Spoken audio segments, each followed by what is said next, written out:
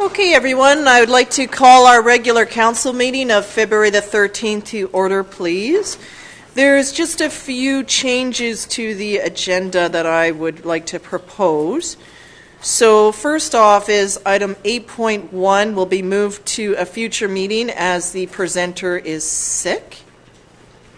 I'm just reading what's on the note. I would like to move item 13.1, the CSA Z240 Standard Manufactured Homes Report, to immediately following the public question and comment part, and then also introduce new business that is on the yellow documents. So if I could have a motion to approve the agenda with those changes, please. Moved by Councillor Parkinson. Is there a seconder for those changes? Seconded by Councillor Ray. Any questions about the changes? Councillor Berger? Yes, thank you. This isn't pertaining to the changes that you just spoke to, but I just have a question with regards to 11.1, the 10-minute response time. I was a little disappointed to see it we're having a committee of the whole in the middle of our regular council meeting. When we spoke about this at the last meeting, for me, there's quite a bit of information that needs to be discussed here, and I was really hoping that we would have a dedicated evening rather than closing a regular council meeting, talking about this, and then moving back into a regular council meeting. So I just want to express my displeasure. I looked at our agenda and I noticed that we have a cow for the 19th being projected. I just feel like there's a lot of information in this report, and I think it's going to be a fulsome discussion, and I think there's some other information that I would like to request be a part of this. And so like I said, in my understanding from the last meeting was that this was going to be a standalone committee of the whole, so we could really have a fulsome discussion with respects to all of the information that's within this document. Yeah, so we did talk about that, about it having it at the committee of the whole, and part of our challenge was achieving quorum. And so that's where it was just looking for dates. We still need to set another date for community grants at committee of the whole, which would take up the whole, like several hours of time, budget introduction and budget discussion. So that's where we thought, okay, this is a public meeting now, a scheduled meeting that doesn't have public hearings on it. So maybe we can see if we could introduce the item in some fashion just to start that conversation with it, but we can certainly put it off to another meeting. I'll just go to our corporate officer first and to the chief, please. Yes, thank you, Your Worship. To Councillor Berger, we did, as Mayor Tate expressed, consider that, but we did consciously put it on tonight's agenda knowing that tonight's agenda was light, so there is a significant amount of time dedicated for this item. I would say probably in the realm of hour 15 to an hour 30, assuming that all of the other items go as anticipated, but there is a significant amount of time dedicated for this item when we included it in the agenda. So then if I could just add, could I make a friendly amendment to the proposed suggestions and we put this to the end of the meeting? Because I have a lot of questions and there's additional information that I would like to receive as well, that those questions I'm sure probably can't be answered tonight, because it's things that I would like this council to also think about and discuss with respects to all the information that's been provided to us. So I just don't, I'm not sure, I'm not comfortable with having a committee of the whole in the middle of a regular council meeting. If we want to end our scheduled council meeting, move into committee of the whole, start that discussion, and if it has to move on, it has to move on, or if we can achieve it tonight, then we can achieve it tonight, but I would hate to leave other people waiting for us to get back into regular council. Okay, and I have no problem doing that. The only concern that I have is that our fire crew is here to present on this item, so if they have calls, which do happen and has happened before, then they won't be here to present the materials when it hits that at the end. But we can certainly give it a go. To our chief, please. Thank you, Your Worship. To Councillor Berger, we do have a supporting presentation here that's going to really outline the report in good detail, and we've diligently worked on it, and I think you'll have a better understanding answering a lot of your questions if we get that presentation through tonight. Okay, go to Councillor Casper. Yeah, and I respect that. I respect the comments that have made. One of the things that I found missing in the report that we decided to defer was relevant information to similar types of communities, similar tax bases to SUP. There's no information here that has any bearing on what our neighbors are doing within the capital region. I was hoping that if this matter was going to be discussed at a future COW meeting, that we would have at least had some of that information available. So you know, even presenting the information, you know, I think we're only going to have the glass half full, because it'll lead to other bigger questions. And, you know, quite frankly, you know, to me, it has no bearing what do you do in Port Alberni or in the middle of British Columbia. You know, we operate within the Capital Regional District.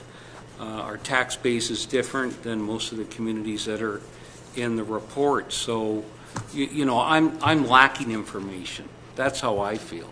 Okay, so perhaps what might be prudent then is the councillors who have questions, and I'll let the chief respond to this. The suggestion is, seeing how you've reviewed the report and you have other questions or want to see more materials, and perhaps we should just strike it from tonight's agenda then and bring it back to a future committee of the whole. Because the downside to waiting towards the end is there's likely members of the public here tonight that have come to speak to this, so they're waiting for the length of our meeting.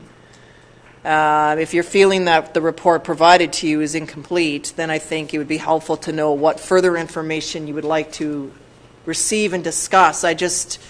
My concern also in waiting is that our fire crew will likely potentially have a call, and they won't be here to answer the questions when we get to it.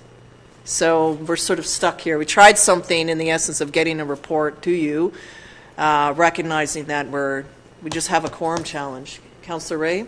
Yes, thank you, Your Worship. And I just want to comment further to Councillor Casper's comments.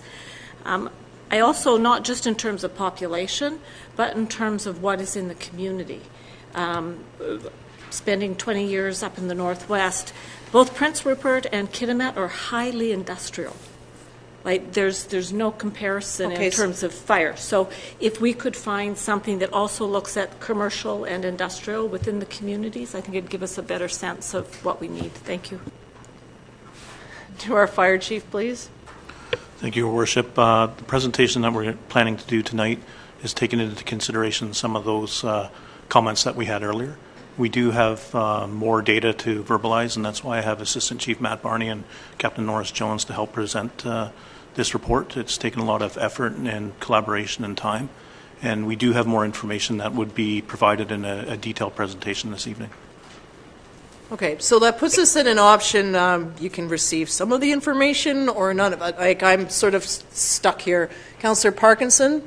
Through Your Worship, would we be able to go forward with the presentation, then have all our questions that we have that we would like to ask given to the chief, and then at a later meeting, committee of the whole, regular councillor committee of the whole, we can discuss what our questions are? Seeing as everyone's here, we can go forward with the presentation and receive it.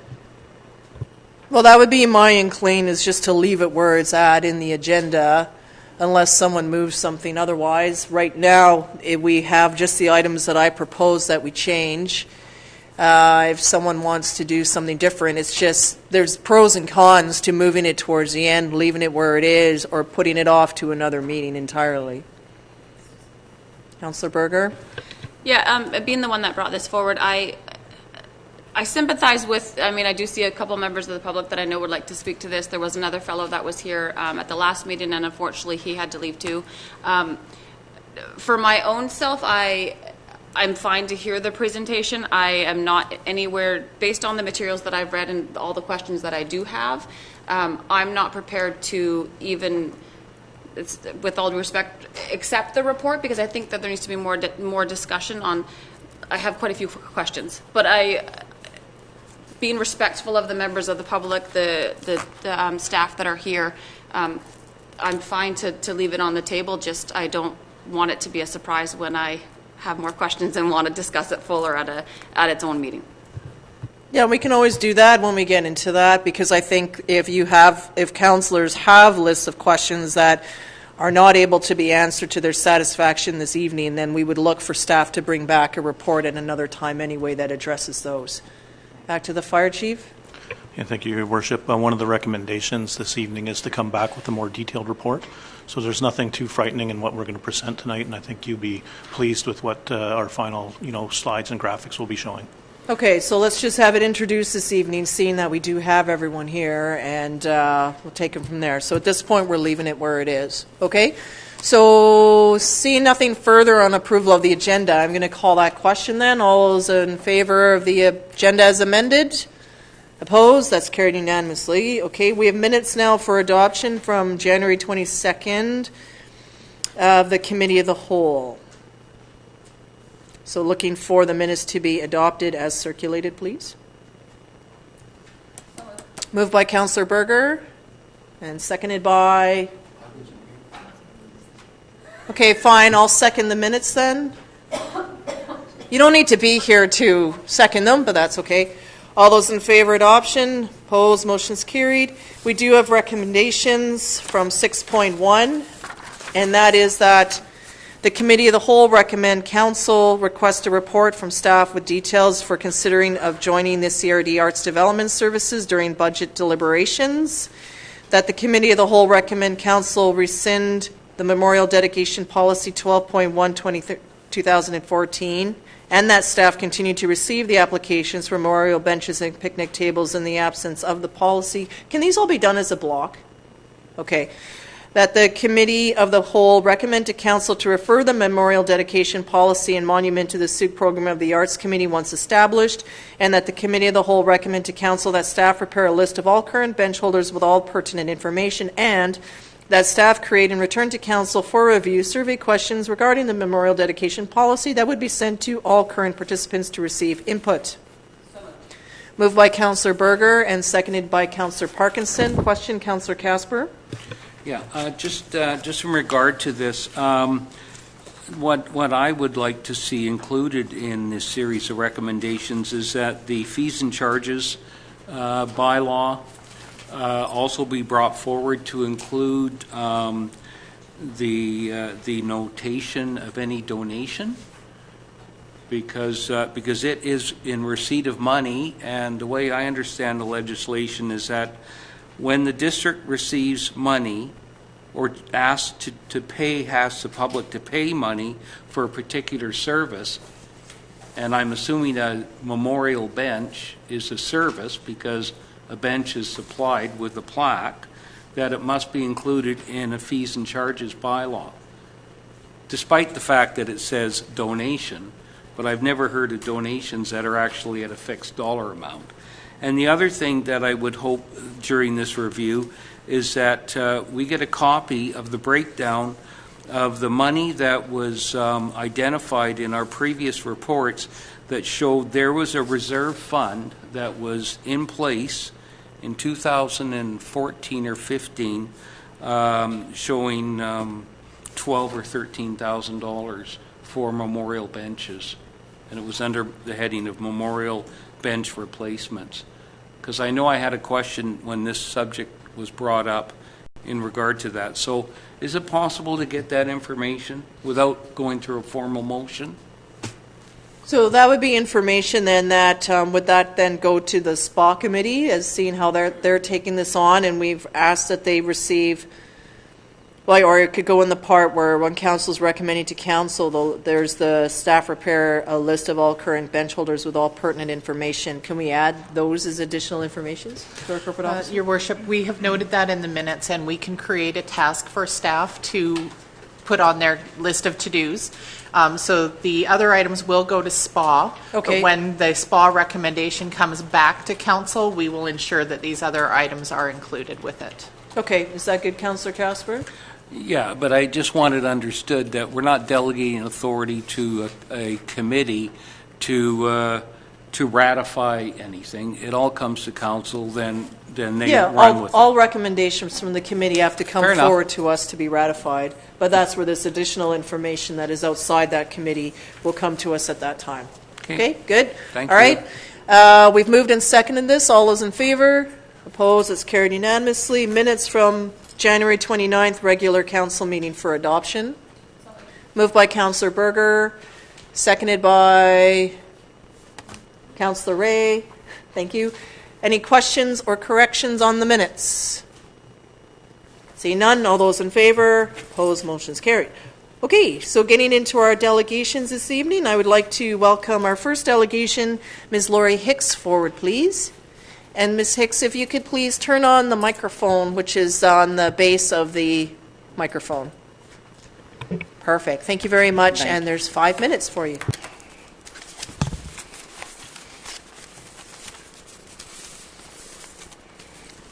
I thank you, Mayor and Council, for allowing me to speak once again regarding affordable housing and the issue of CSA Z240 standard manufactured homes. I'm not sure if you're aware of my situation, but I came before this council on December the 11th, 2017, to address the item on the agenda that night. I was called on November the 1st. Well, actually, I'll tell you, in September the 7th, I put in an application for a building permit. And on November the 1st, I was informed that my permit was ready for pickup and to bring my $744.02 with me. When I arrived on November the 6th with my money, I was then told there was an issue with zoning and that it had to go before council.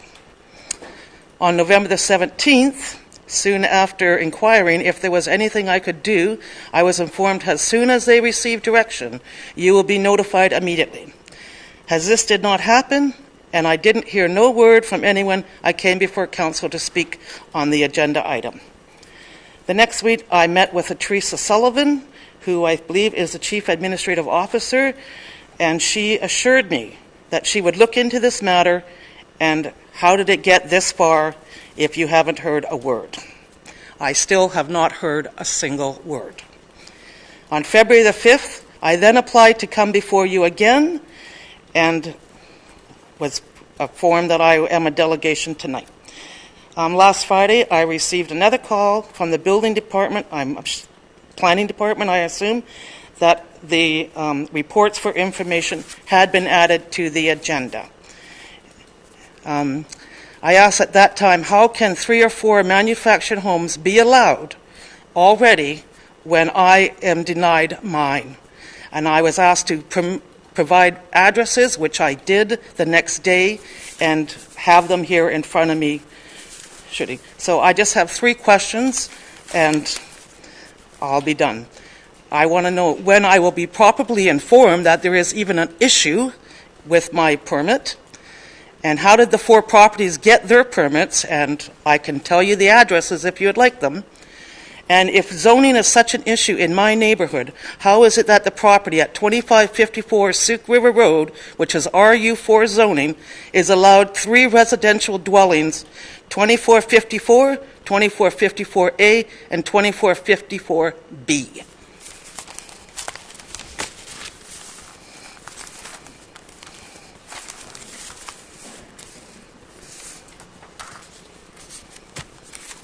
Thank you. Thank you very much, Ms. Hicks. I jotted down the questions and deliberately moved that report forward on the agenda after the next delegation is in public meeting, so that hopefully we can then go through staff and get some answers or something.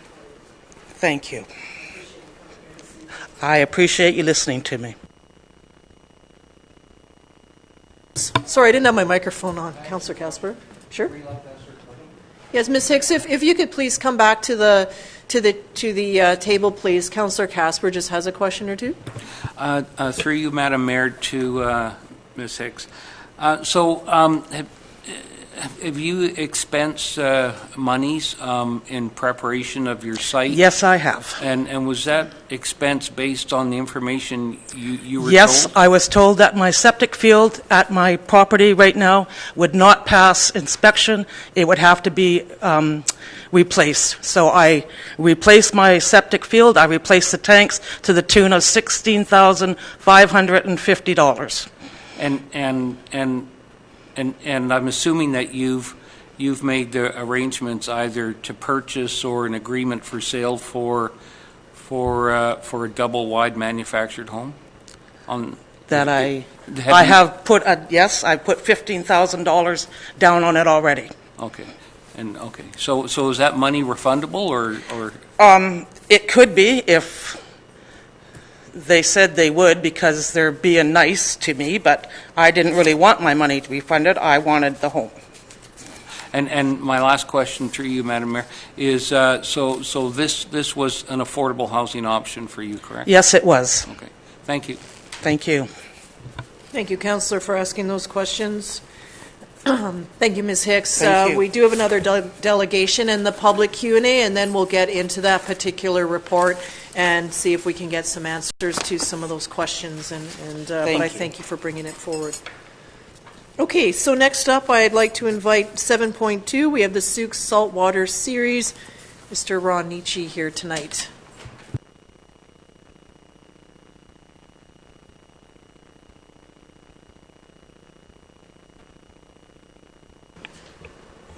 Good evening, Mayor and Council. Thanks for allowing me to come and speak about the Saltwater Series. Again, I think this is maybe the third or fourth time I've been here. A little bit of a background. I believe you all have some supporting documentation as well. A little bit of background on the Sioux Saltwater Series. We've been operating the 3 derbies as a series since 2015. In 2015 and before that, when operating the derbies, we were giving away first place prizes depending on how many people showed up to the derbies. To give you an idea of what kind of growth we've seen, we now in 2017 we guaranteed first prize placings of $3,000 per derby, and there are 4 events, so $3,000 4 times. We also gave to charities in Sioux, SVIAX, South Vancouver Island Anglers Coalition, Sioux Salmon Enhancement Society, Wanda Fuca Restoration Society, Charters Creek, and I think I mentioned the Sioux Food Bank. We issued them checks of $2,000 each this year, which was an all-time high. So we gave away $8,000 to charities, and I'm here tonight to ask you again for a sponsorship for the Saltwater Series in the amount of $2,500. Okay, thank you very much, and thank you for taking this on every year. I know it's growing in popularity, and I think that's great, particularly in the off-season. So I'll turn this to Council and look for what is your pleasure on the sponsorship. I think $2,500 is reasonable. It can probably come from Council contingency. I'll leave it with you. Councillor Ray? I was just gonna move it, but I think Councillor Parkinson has already made the comment. Well, you have your hand up, your mic on okay. and your hand up, so... All right, then I'll move that Council sponsor the Sioux Saltwater Series in the amount of $2,500, and that the funding come from Council contingency. Okay, is there a seconder for that motion? Seconded by Councillor Parkinson. Councillor Parkinson, did you have another... Sorry, through your worship. I was just going to ask where the funding was coming from. Okay, I think contingency is more than adequate. I'll just get confirmation from Mr. Blackhall. We're all good there? It's early in the year still. Yep, that's fine. Okay. Go ahead. Through your worship, I was wondering when we do sponsorships, whether that funding should go under council grants. Back to staff. Yep, through your worship. We do have a sponsorships amount, so we can add it in there, so it's a separate line all on its own. Grants is a little, grants would be a different process to go through altogether, application form, and then does it fit within that policy? So the sponsorships does give a little more flexibility for smaller amounts. Go ahead. Through your worship. So we have funding in a sponsorship account then? I'll confirm with the corporate officer. We have had some smaller ones that have come forward, and we definitely used to have an account, and I can put one in for the upcoming budget, and if it needed to be funded before that time, we could just take it out of council contingency. Thank you. So maybe leave it as contingency for now, but we'll get clarity at budget time, and then maybe we can look at what an appropriate amount for that then would be. Does that work for everyone? Okay, call a question then. All those in favor? Opposed? It's carried unanimously. Thank you, Council. Thank you, Mr. Nietzsche. Our staff will be in touch with you. Great. Thank you, Mayor and Council. Okay. So I'd like to now move into our public 8.1 will be rescheduled, and to number 9, which is our public question and comment period. So I would like to invite anyone up for any of these items. Typically, though, in the committee of the whole section, we do have public input for that particular item in a committee of the whole. I don't see that on the agenda, but typically that's what happens in a committee of the whole, is every item has room for public input. So just to clarify then, through our staff then, since we're resolving into committee of the whole, then I can add public input for that particular item at that time? That's correct, Madam Mayor. Okay. So to anyone gathered here today, maybe if you're here to speak on the 10-minute response time, if you could do so now, but if you'd like to wait till we get to that particular discussion, please feel free to do so, or any other items that you'd like to come forward on. Just has to be on the agenda. Okay, yep, so I'll invite. Okay, very good. Okay. Is there anyone else then who would like to speak on any agenda items this evening? Okay, seeing none, we'll close that, but I'll get back to you when we open up that particular item. So then, since we moved this, I'd like to go to item 13.1, please. And this is the report for information on the CSA Z240 standard manufactured homes that we moved when we adopted the agenda, and that we have provided for us now. So we have the written report. I'd like to turn it to staff if you have anything you would like to highlight in this or to add. And then I would also like just to see if there's any information you could provide back to the questions that Ms. Hicks has provided. Thank you, Your Worship. So the report is on page 53 of the agenda. As the applicant noted, was on December 11th that Council did resolve staff to prepare a zoning bylaw amendment to allow the Z240 manufactured homes in residential zones. So that's the bigger issue and what we need to, we are getting some assistance on. I have called Ms. Hicks and let her know what we're doing now, and that a report would be on the agenda tonight, that we are going to be engaging a planning expert type person to assist us with this, just because we're very short on staff resources, and it's, everything has a point in the queue, but this one's a priority definitely for us, that I'd like to resolve as soon as possible. We've outlined, as Ms. Hicks noted too, that on September 7th an application was received. The planning department did at that time note a concern with that it was not allowed in the zone. Somehow along the way a permit was communicated to the applicant, and then after that and then before she came in to pick it up, it was determined that was not a correct response, because it does not comply with the zoning. So it had to be just on hold. It hasn't been released yet. We're trying to get to the bottom of it all. I kind of summarized it in the first paragraph of the report there as to how we understand it.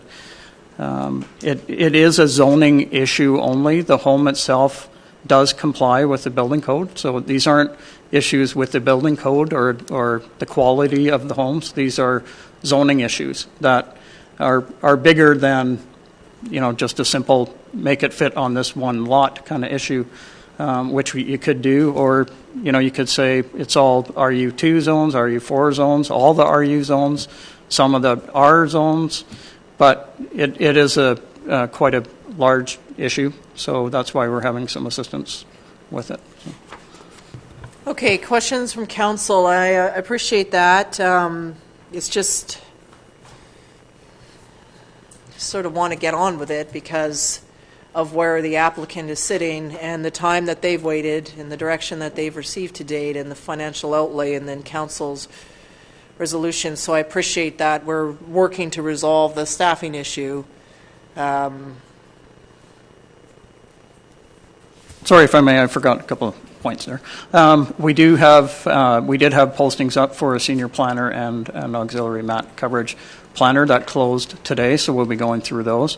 And we are meeting on Thursday morning to get someone in here right away to deal with this issue in particular. So, and to answer the questions, I did receive the email with the list of the properties. So there was 3 properties in particular, not the other one that was mentioned tonight, but I'll look into that one as well. And I do have responses on those. I'd like to meet with Ms. Hicks and go over those with her because they are different in each case. But we can certainly do that if you would like. It would be helpful to know. I think what I'll do is I'll go to councillors first and just see what questions they may have, and maybe we can loop back and revisit that. But I think it would be helpful information, as I know that there's others in the community that are the same, and then particularly right now, I came from the throne speech today when you hear the government talking about affordable housing and wanting to progress modular housing and how all these units are coming up to help deal with the crisis. It's just our bylaw is in the way, and I find that anyway, I'll just leave it at that. Who is first between the 2 councillors? Councillor Ray has the floor. Thank you, Your Worship. A couple of things. I think to try and look at the larger zoning, knowing, having been through 2 terms now and watched how that progressed, I think that would leave Ms. Hicks, in a state of flux for quite some time. So I would prefer to try and see how to resolve this matter for Ms. Hicks in the short term, or in the long term, but right away. A couple things.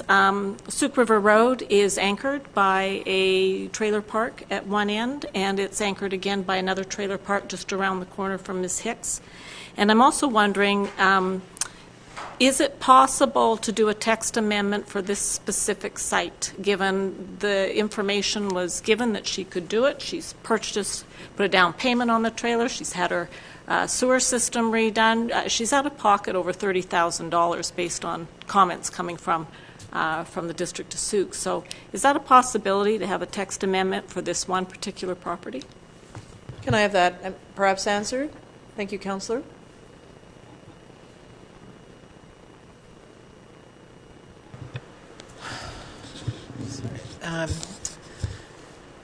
Oh my goodness, Councillor Ray through the mayor. A text amendment is not possible on one specific zone.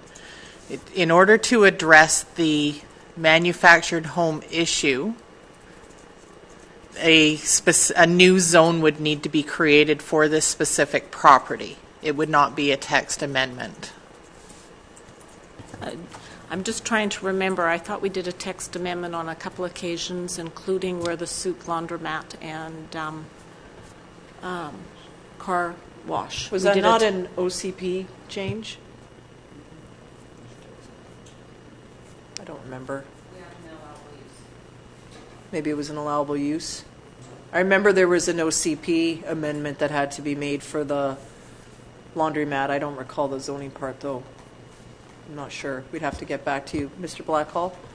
Yeah, if I may, Your Honor, we'll do whatever we can to get it done. As you know, if council's desire is to do a spot zone or something like that, if we can, or a text amendment that would resolve it without it impacting the whole zoning bylaw, then we'll do that. And that's why we want to meet with someone with that, because municipalities have already addressed this issue, and I think we can find somebody that can help us in a very quick, timely manner to get this done.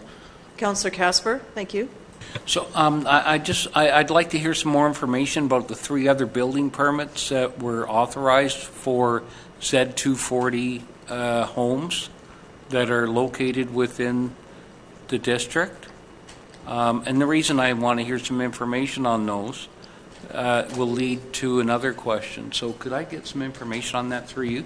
Yep. Madam Mayor? Mr. Blackhall, you had alluded that you might have that information handy, so if you may, thank you.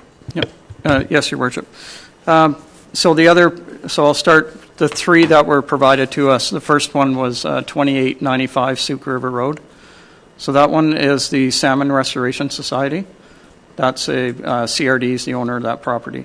There's no CSA standard at all noted on that home, so it wasn't a Z240. So therefore, it doesn't have a standard. It doesn't become a problem with the zoning bylaw. This is how sort of crazy the zoning bylaw is because it says Z240, that becomes a problem. Someone could come with a different standard and be allowed in there. So this one had no standard that I can find by going through the building permit stuff. So, and it's being used by the Salmon Restoration Society. So I don't even know if it's really being lived in or is it just a work type unit. But that's all I could find on that one right away. The other one, 5158 Souk Road. That one is I don't know if council remembers the fire there was a mobile home previously there and fire, and now another home has been placed on that lot. We haven't received an application yet. There's nothing in the file to indicate if it's a Z240 or not a Z240. I have asked, though, the building inspector, who said it is a Z240 home. It's not secured yet to a foundation, therefore we don't have an application yet. So it's just been a home that's been moved and placed there. There's no permit taken out for it yet. So that's all I know. I can show you the in the Tempest file. If anyone's interested, they can come in and I can show them. There's nothing in there. So I understand that there is a permit coming as soon as there's some funds secured to pay for all the works that need to be done. That's all I know. Sorry on that one. The third one was 5102 Souk Road. That one was a home that's moved. It wasn't a mobile home. It was an actual regular home that was moved by Nickel Brothers. So those are the only three that I was given any addresses with, but I'll certainly look into the other one that was mentioned tonight and report back on that as well. Okay. Do you have a follow-up, Councillor Casper? So if the others didn't meet the codes and the one on the Salmon property, that was a double wide manufactured home, and there would have had to have been something certifying it, whether it's on the dwelling on the outside or inside. It's not a conventional home. It's a manufactured home. So I can understand that, but I find it odd that there's nothing there. And then the one on 5850 Souk Road, if there's no permit, then I'm at a loss as to why something has not come to council saying that they're in non-compliance of the zoning bylaw. If the zoning bylaw has a problem, why isn't a report come to council saying, hey, we have to note it on title that the building that's located here does not conform with the zoning bylaw? So I'm at a loss. In my mind, we can't have it both ways. And I've read the bylaw, and I think Councillor Berger's got more insight on it than I have. But it would just take a text amendment to delete under the definition section where the exemptions are of the type of housing under the definition for single family.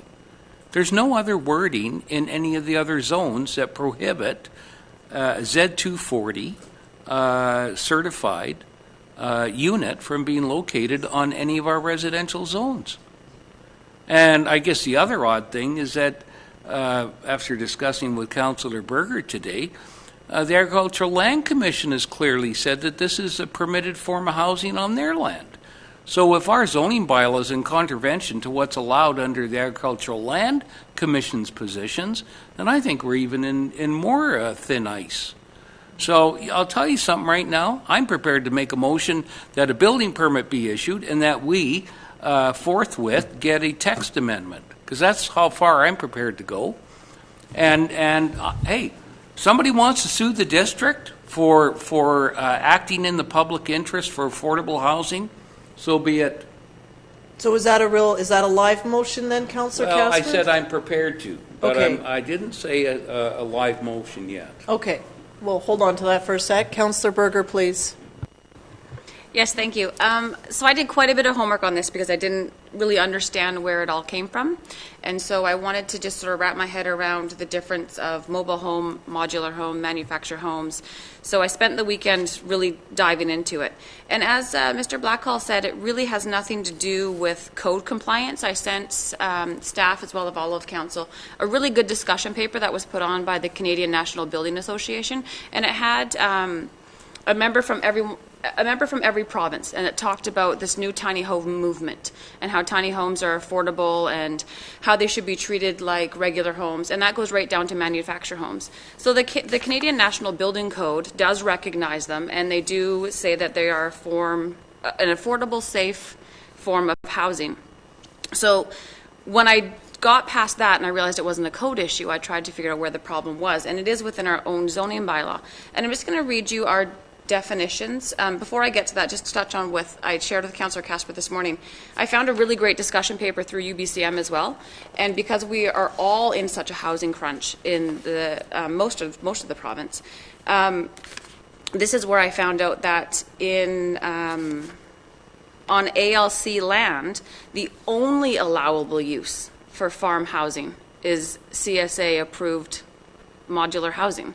So I thought that was interesting that there is stipulation saying that accessory use is only allowed to be in the form of a CSA Z240 or A227. I could be wrong on that numbering. And just before I get to our own zoning bylaw, I actually looked at my own personal strata bylaw because I just built a house a couple of years ago on rural property up on Phillips Road. And through my own strata, which is contradictory to our zoning bylaw, if I were to add any sort of dwelling unit, it would have to be a manufactured home. That is the only allowable accessory dwelling unit that I can put on my 2-acre property is a manufactured home. So I think it's interesting that a lot of stratas have this language within their stratas that are contradictory to what even is happening. So let me get to just how Councillor Casper was saying that he thinks this is easy, and I think it can be too, because when we read our zoning bylaw, I find our zoning bylaw to be quite contradictory. All of our R zones, so our RU zones, our rural zones, as well as our R residential zones, all have the same wording. And so when I go back to the definition to try and understand it, and bear with me everyone, I'm going to read you both of the definitions. So a dwelling, single family. So a single family dwelling has the definition of, it means it's a residential use in a detached residential building, either site built or factory built, if a modular or panelized home, consisting of one dwelling unit which is occupied or intended to be occupied as a permanent home or residence for one family and having not more than one kitchen, except that a secondary suite permitted in this bylaw in a single family dwelling must have its own kitchen. So it says you can have a secondary one even though it's called single. So it excludes, even though we talked about modular and panelized homing, it excludes manufactured homes, park model trailers, motorhomes, travel trailers, and recreational vehicles. So that's the definition for single family. A dwelling unit means a self-contained set of rooms including provisions for living, sleeping, cooking, sanitation, containing not more than one kitchen, with a direct entrance to the open air and common hallway corridor without passing through any other dwelling unit, and used capable of being occupied as a permanent residence for one family.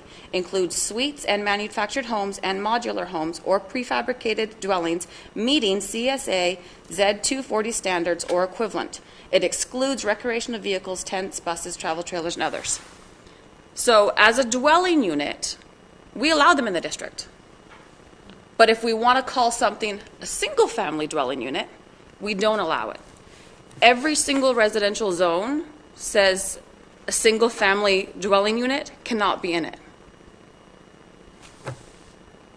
So again, if we all think about both the definition I just read, they're saying the same thing, except one is saying you can't have a CSA Z24 unit.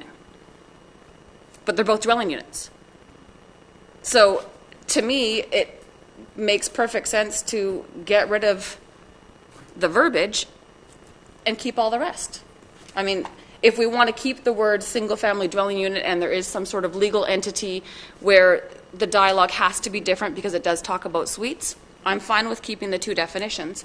I don't see that we need to keep the sentence that goes on saying excludes manufactured homes and park model homes. The National Building Code recognizes these as affordable housing. Our own zoning bylaw through a dwelling unit recognizes it. It makes no sense to me that our residential zone would not allow a single-family dwelling with two exemptions. Yet in the dwelling unit below it, it's allowed. And so I went through all of our zones, every single rural residential zone and every single residential zone. So some of them allow it. Accessory use can be single-family dwelling. Like, it just doesn't make sense to me. We're in our own way. We're hindering our own affordable housing. We're hindering people from bringing in a National Building Code certified home that is safe. I don't understand why we're doing it. I mean, Councillor Casper talked about making a motion. I would like to make a motion that we strike under single-family dwelling in our definition the words manufactured home and park model trailers. I'm fine with leaving motorhomes, travel trailers, and recreational vehicles because they're not nationally certified. So that's something that's another discussion. But when we have the Canadian National Building Code recognizing safe, affordable homes, we have another definition right below it within our own zoning bylaw that allows people to have this home. Why would we contradict ourselves? Okay, so we have a motion here that's been moved by Councillor Berger and seconded. So in terms of process, though, this is the zoning bylaw that you're looking to make a change to. And so what does that process look like when we're changing something in the zoning bylaw?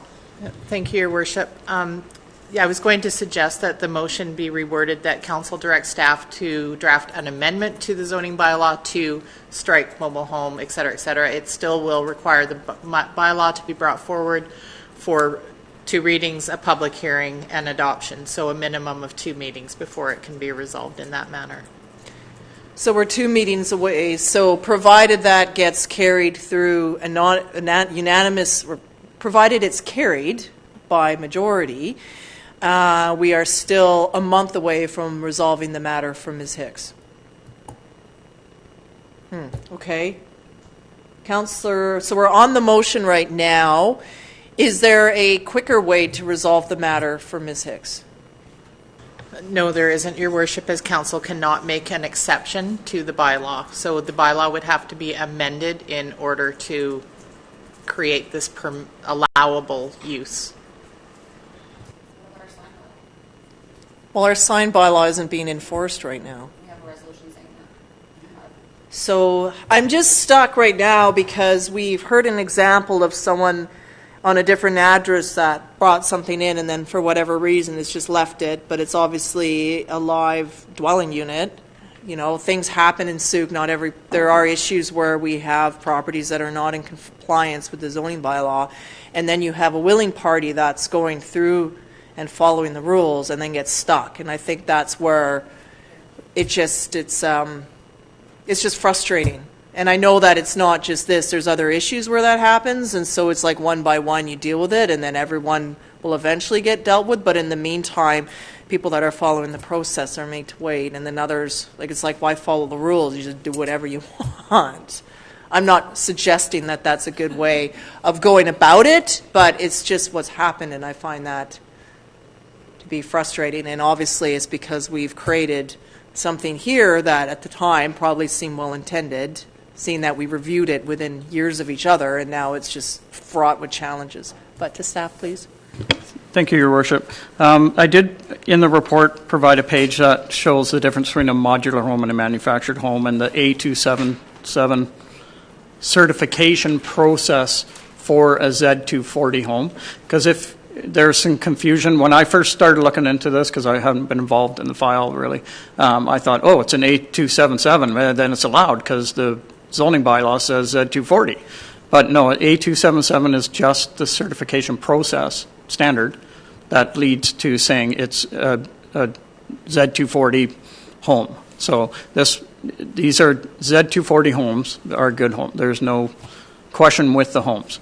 The problem with this and the others, we're going to have to do some more looking into to see how that other one, there's no complaints. If there's no complaints, that's our bylaw is complaint based. If we don't get a complaint, then that's how it works. So this one in particular we're discussing tonight has a complaint associated with it. So that's why staff feel we should be careful with the process that we go through to correct the issue. If council wants us to do this or that or this, we can do that. But we just want to make sure you have all the information in front of you, the impacts of each of those decisions.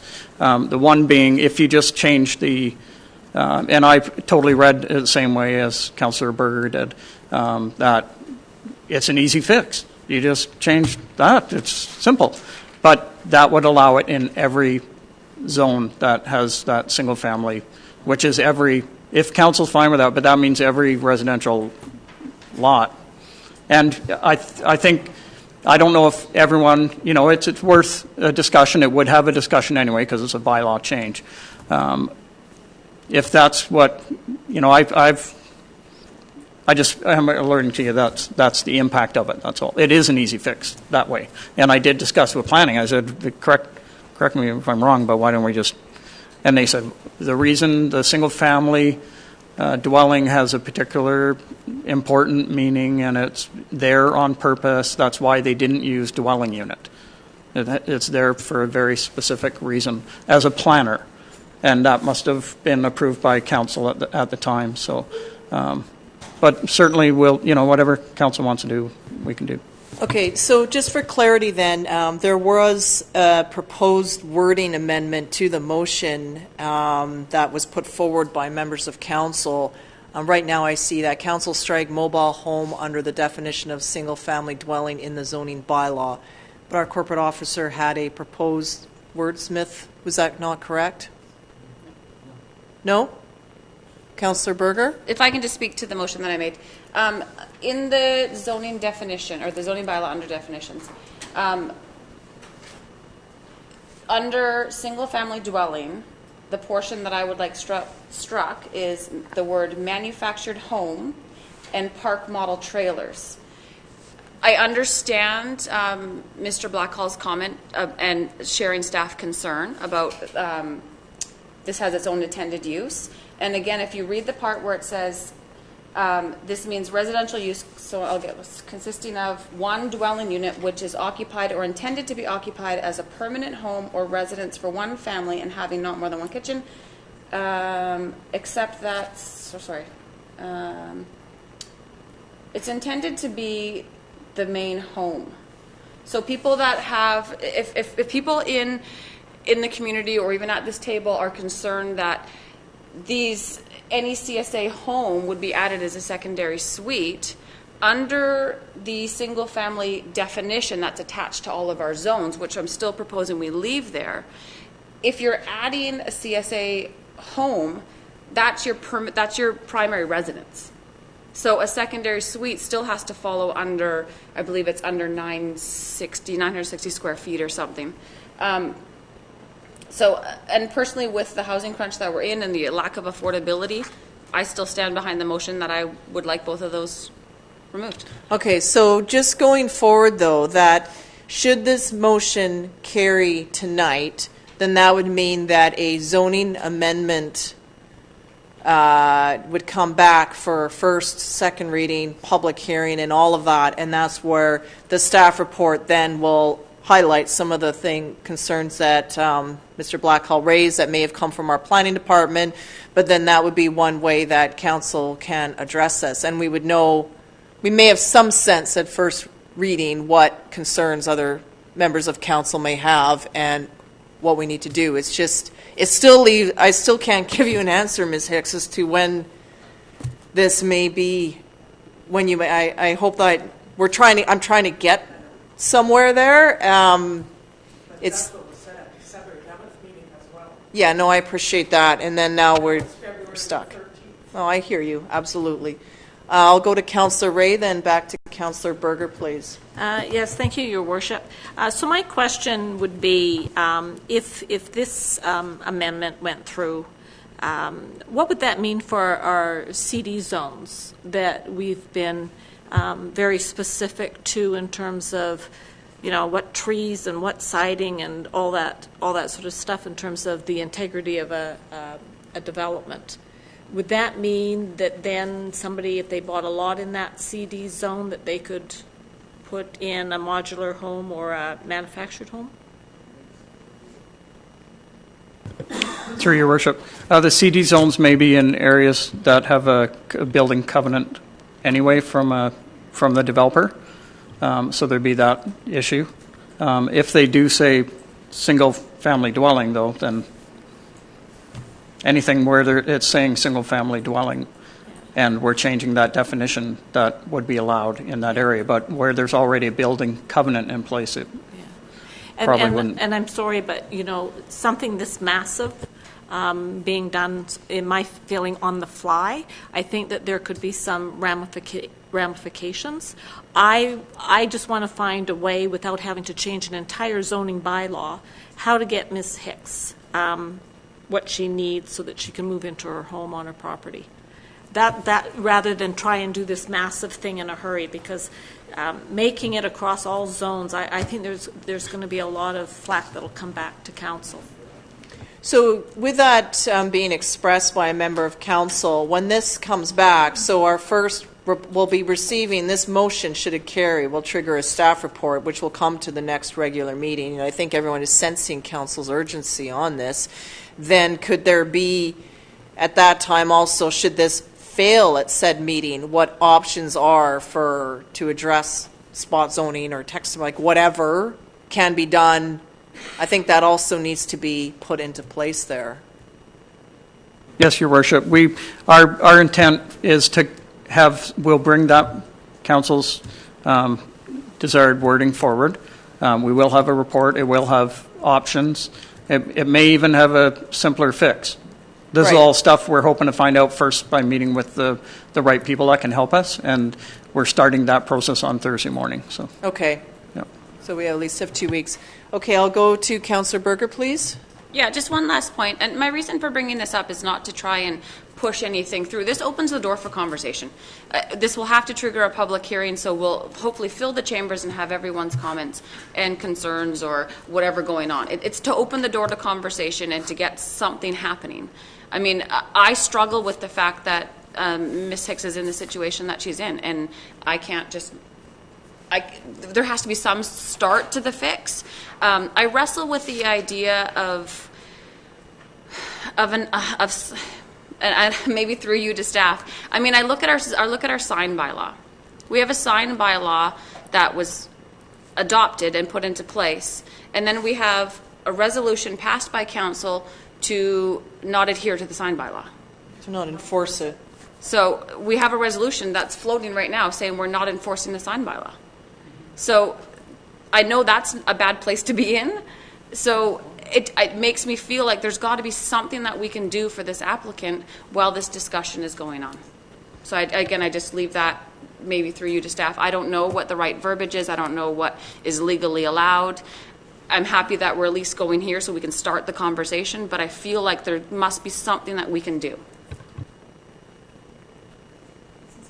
Councillor Parkinson, and then I'll call the question. Through your worship, this is a really hard decision to make such a big change to the zoning bylaw, and I don't believe that we should be doing that at this time for this. I think that it has to come back to council, that staff have to have all the reports in place so that we know for mobile home, for manufactured home, for modulars, so that all of these are in place, and that I don't like the idea that it would be in every single residential zone. I think that would cause a real problem. Councillor Casper? Well, I'm of the view that perhaps concerns are making a mountain out of a molehill. And it all boils down to, what, is Souk a class society where we're discriminating against one form of housing over another because of personal taste? We don't have rules and regulations that we've brought in place strictly demanding that you have to build a certain kind of a house in this municipality. If somebody owns a lot, and if they want to build a house that has stucco on it and not fancy siding, or if they don't want wood trim, or if they want to put metal roofs that make noise when it rains, they're free to do that. You know, I'm not prepared to support a section that's been pointed out to us, and it's not a zoning amendment. This is an amendment to the definition section of the zoning bylaw that is clearly contradictory. There's two separate sections that contradict themselves, and I'm sure any lawyer will turn around and say, I think you got a problem here, because you can't say one thing over one definition of a house or a dwelling unit and then go to this single family definition. To me, they're one of the same. And you know, I appreciate getting the pictures, but you know what? Under the Z240 example, it's called a mobile home. Well, you know what? That term went out in the 90s. The industry doesn't refer to this manufactured home under Z240 as mobile home. They call them manufactured homes. That's the industry in British Columbia.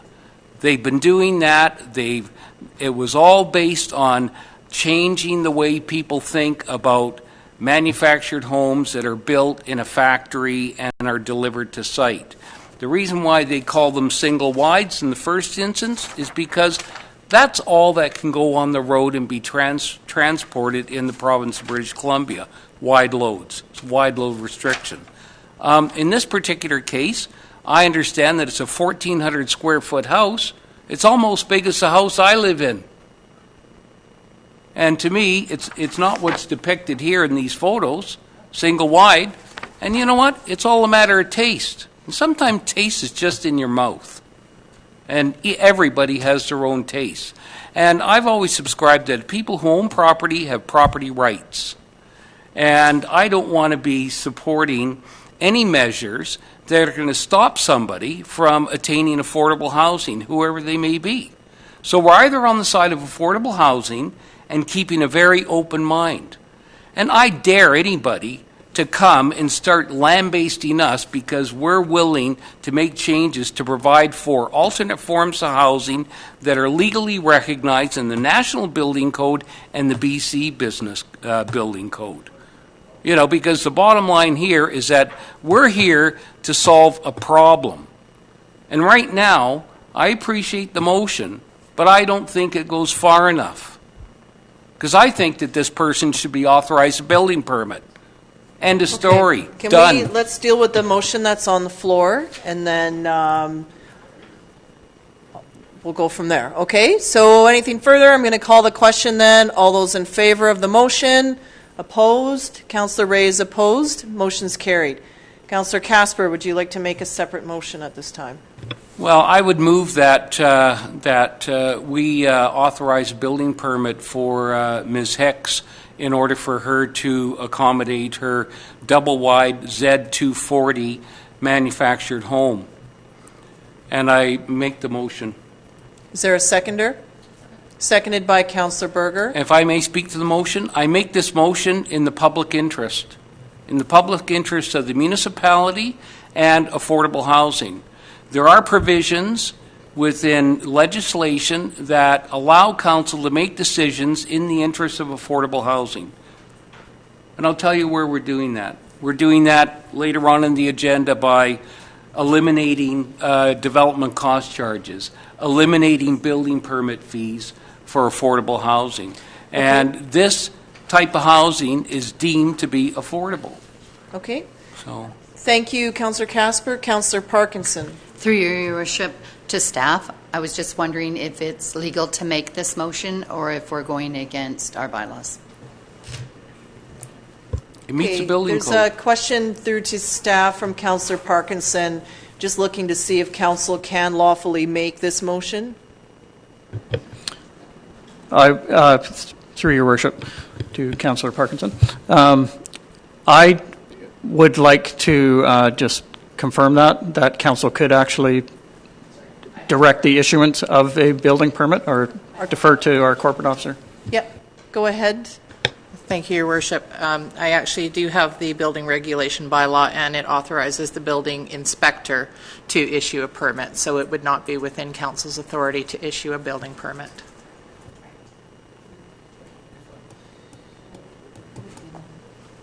Councillor Casper? Well, then that begs the question, then, how is it that somebody, somewhere in the system told the building inspector not to issue the permit when the person had advised us that the building permit was in fact ready, and it actually had a dollar figure attached to it? And it's my understanding, living in this community a number of years and knowing a lot of builders, they don't tell you the dollar figure unless everything's been vetted by the organization. Mm-hmm. And so it's obvious that it was right there ready, and all the powers that be signed it off, including the building inspector. So it was ready. So, that really concerns me, is that how could somebody interfere in the duties of a building inspector? I've never heard of a building inspector being told not to issue a permit when that particular type of building meets the building requirements. As a matter of fact, they don't even have the authority to step inside and inspect the unit because it's already been certified by the government. Right. Okay. So, Councillor Parkinson, then Ray, please. Through your worship to staff, would it be possible, so if we don't approve this motion, because we're not allowed to, that it goes back to the building department? And who knows if they said no to it. We have no idea what staff did. We weren't there.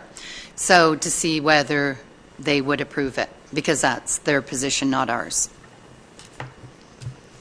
Through your worship, we'd still have the issue of it's not in compliance with the zoning bylaw. It's currently not legal, so we can fix that, but we just need a bit of time to do that. So. Thank you. Councillor Ray? Yes, thank you, Your Worship. I'm not quite sure that I understood that from our corporate officer. I thought the corporate officer made mention that if the building inspector issues the permit, then it can be done. And I understood that had happened, that the building inspector had said that the permit was ready, but somebody else had said that not to issue it. So if the building inspector has already done that, I'm sorry, I'm not feeling very well. If the building inspector has already done that, why can't it be done then? Through your worship, to provide a little bit of a history on that one, I believe at the initial issuance, it was after that time that the complaint came in, which then required staff to have a more detailed look at the application. Staff did receive a legal opinion on it that indicated that it is not in compliance with the zoning bylaw, which then triggered staff to have to say that we could not issue the permit. Okay, so we're stuck in some ways in regards to letting this process unfold so that it's compliant, because I guess what I'm hearing, the building inspector made an error in issuing it in the first place? That is my understanding, Your Worship. Okay, is there anything further on the motion that has been put forward then? Right now it is that council authorized the building permit to allow it. My only concern with that going ahead, it flags that there's a complaint that says the zoning kicks in, and then that puts it that we can't interfere with the inspector. It's just similar to a process we endured where we've issued something and then that is outside of our ability to do so, and then it comes back and it's still sitting in no man's land. Councillor Ray. Yes, Your Worship. I think the struggle for me is that morally I think that the building permit should be issued, but it would be illegal to do so. And so I think that's the struggle. So Yeah. I won't be. It may be morally the right thing to do, but I don't think it sets a good precedent for us to endorse a resolution if we know it's illegal. Okay. Anything further? Councillor Berger? Yes, thank you. So as we're talking, I'm just reading through different local government, it's through the LGMA, local government decisions. And what I'm searching for, and maybe through you to staff, maybe I could get some help on this. In my mind, it seems like there has to be a way for us to set aside, or I'm not even looking for I'm not using the right term. I just feel like there has to be a way. This is our zoning bylaw. We've created the problem. We're now taking steps to talk to the community, see what they want to do to try and rectify a problem. Where's the middle ground? Like, what can we do to help this applicant? I've driven by the address. I've looked at the site as well. I've read all the pertinent information. So I feel for the applicant. And I truly believe that this is a good fit for affordability, and I have a hard time saying, I'm sorry you've got all this money out, here's an affordable option for you, and now we're going to say, well, we have to wait another month while we talk about it some more. So I guess, through you to staff, legally, is there a way that we can do something site-specific to this address to set aside that portion of the zoning bylaw? Or I guess I'm just looking for help on where we go from here. Through your worship, we will try. We are meeting on Thursday morning, and we will make our best effort to deal with this without it having to be a bylaw issue. However, it is a bylaw issue, and I'm not sure how we would get around that, but we will look at definitely a way to get around it without it being a bylaw issue. So again, sorry, just to follow up through you, Mayor, back to staff. How is it that we were, and maybe we're not allowed, and maybe we're in the wrong, how is it that we passed a resolution to not enforce our sign bylaw? Can we do something similar with a resolution site-specific to this address? Through your worship, I'll defer that one to our corporate officer. And sorry, I wouldn't be prepared to answer that question. I think we would need a legal opinion, which of course we can get. However, we did ask the lawyer at the time we received the opinion if there was anything we could do. There was nothing suggested except for an amendment to the zoning bylaw at that time.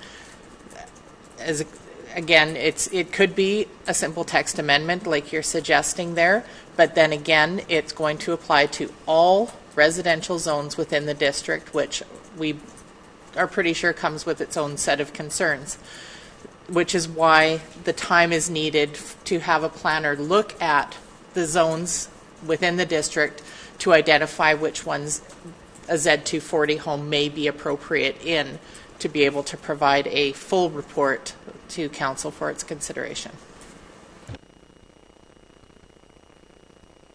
Okay. It's unfortunate. It's just I think that's where we wanted to be when we made that resolution in December. And, but here we are. So as frustrating as it is, we're stuck. Yeah, it's disappointing. I feel for the applicant for sure. It's the process, and I don't know. We've heard about the reasons for delay from our staff already, so I won't repeat them. Okay, so we have a motion that's sitting here now, so I'll call the question. All those in favor? Opposed? Councillor Parkinson, Berger, Mayor, and Councillor Ray are opposed. The motion is defeated. So just if staff could please connect with Ms. Hicks after the Thursday meeting occurs, just to advise on what outcomes have come from that. My concern is that we go down the route of a zoning amendment, which we're doing now, I need to know if that zoning amendment doesn't carry, then what options can be done in a very timely manner. So then we're sort of looking for two pieces here. One, zoning and bylaw, that's higher level, zoning bylaw gets resolved, but on this level, what can we do to work with this particular applicant and potentially others that are waiting right now? Because I know that there are other people that are sort of stuck here. So some may be waiting for the zoning amendment to occur, but it's just what happens if it doesn't, what if it fails? Then what? So. Yeah, Your Worship, I'd just like to add on the other ones, because there are about at least four others, are all in different zones. So different from each other as well, you know what I mean? So it is a much bigger, it's not just fixing or looking at one zone in RU2, for example, won't solve the problem for the other applicants. It would need to be a residential zone wide. But that's what the zoning amendment bylaw would potentially catch, is looking at that for all the various zones. So I think that's something that we need to be mindful of. It isn't just fixing a zoning amendment for a handful. I think there's a greater need out in our community that has not been addressed for quite some time. Councillor Casper, then Berger. I just wanted to say that, over the course of history, Z240 houses, those manufactured houses built in a factory, and modular houses were allowed in all zones. All zones before 2011 and 2013, when bylaw 500 and 600 were done. And I can only recall a discussion around RV units being lived in. And we had a discussion in regard to those being prohibited. Nowhere do I recall, and it's amazing, right, that we weren't the drafters of that legislation and those definitions, but we had a very general discussion about the fact that we felt that it was not in the public interest to allow people to live in a recreational vehicle on a full-time basis, period. I don't recall that there was a discussion outlawing or banning the Z240 manufactured homes. I do recall that there was a discussion around the issue of single wides, and that some of the terminology, I think, buried in the zoning bylaw relates to the width, the frontal width of a dwelling unit. And I think it's 20 feet or 7 meters, or it's around those figures. I'm not quite sure the exact amount. And that would be deemed as a discouragement for a single-wide manufactured home on a residential lot. But, I've always subscribed that the marketplace is going to make the determination as to what people build and want to live in. When a developer does a subdivision, like Sun River and the other CDs, they have a registered filed prospectus on title stating very clear the style and type of housing that's built.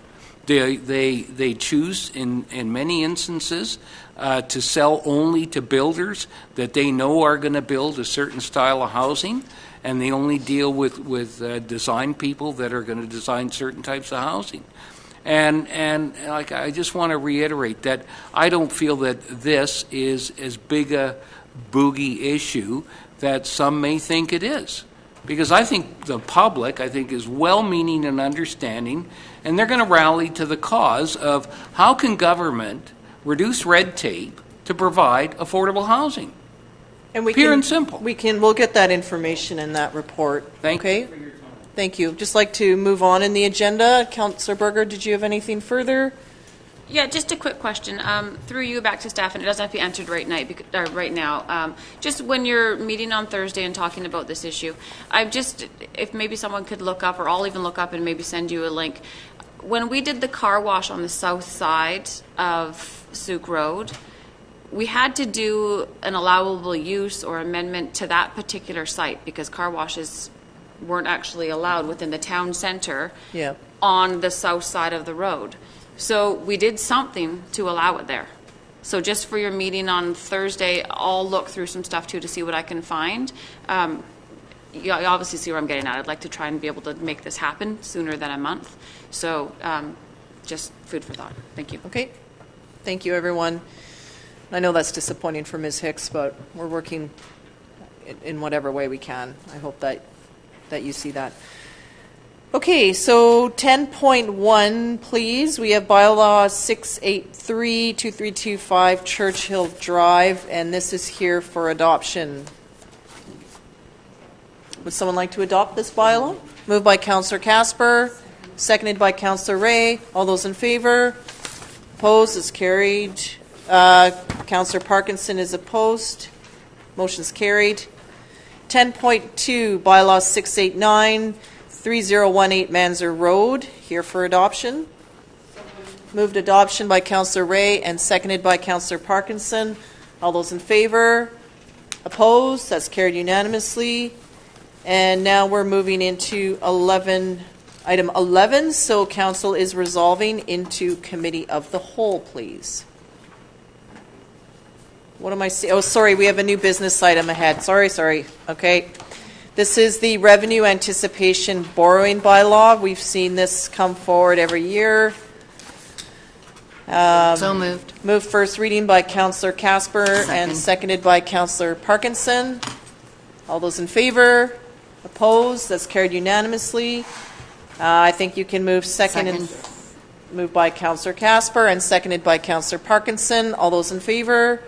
Opposed? That's carried unanimously. And third? Third. By Councillor Parkinson, seconded by Councillor Casper. All those in favor? Opposed? Motion's carried. Okay, I think that's it for that. So now... Excuse me, Your Worship. Yes? I'm afraid I'm going to have to excuse myself. I'm not well. Okay, you're excused. Thank you, Councillor Ray, for attending, and I hope you feel better. Okay, so we're resolving into committee of the whole. So I'm just going to pass this over to our chief then. We have the written report, but he does have his presentation, and to the chief and his staff then for the presentation, please.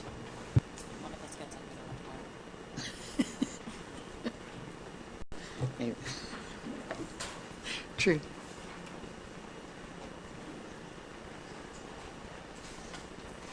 I'm hungry.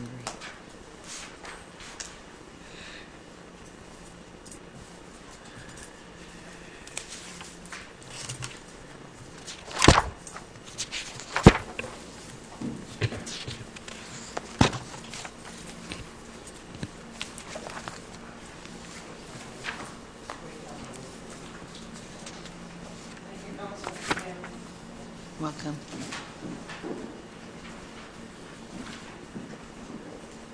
Okay.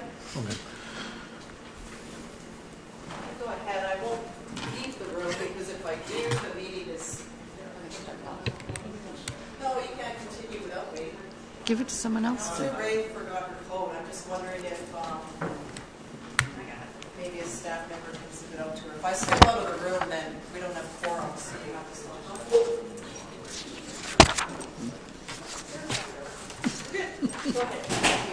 Okay, thank you, Your Worship. Thank you, Council, and thank you for the opportunity to present this report. So we do have a presentation to go along with this report. We have had, several weeks to go through it in a bit more detail as it's being deferred a few times now. And I think what we'll be presenting here to supplement the report will provide some better answers that you indicated earlier on. Just wanted to make note that this was a team effort. That's why I have Captain Norris Jones here supporting the delivery, as well as Assistant Chief Matt Barney. He's really our statistician in the department, so if there's any questions related to detailed statistics, he'll be able to step in and help. We worked with, the Volunteer Firefighters Association for information on this, the GIS department, the building department, as well as our fire service clerk did a lot of research. We also put a lot of time and energy into working with other neighboring departments around the area and within BC, as it's a topic of discussion through the Fire Chiefs Association as British Columbia. I don't think you'll be frightened about anything that we have to present here, and I know some of your questions about the graphs and the statistics in here will be able to enlighten you what that's really about.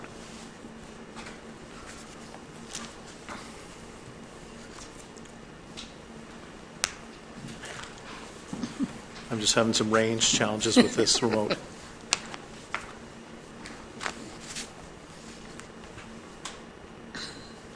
There you go. There we go. So this graphic here is just an overview slide. As this report, we're going to discuss many of the different types of options that may be available for us, and why currently in our current staffing position, why it's not achievable to meet a 10-minute response time. We're going to be showcasing some examples of models and diagrams and outline some of the risks and liabilities that can be, an issue if you're declaring a 10-minute response time ahead of time. The models are examples only, and nothing here is really being set in stone. So why did we get here? How did we get here? There's a couple dates that are critical why this report has taken place. I've noted the two in here. In October 23rd, we had a delegation from the Building Association come forward to really begin a conversation on the need for looking at the limited distance in the building code and the 10-minute response time. I also put in November 2016 as Council approved a full-service training model to support the full-service delivery of the Office of the Fire Commissioner's playbook standards. This has a lot of consideration with a 10-minute response time as our training standards and needs. This stuff came after the building code and is what we really train and achieve to. I have this bullet here to talk about critical consideration, as we're aware of only a few departments in British Columbia that are similar to us that have done a 10-minute response time really in advance of really having the staffing levels able to actually deal with responding properly.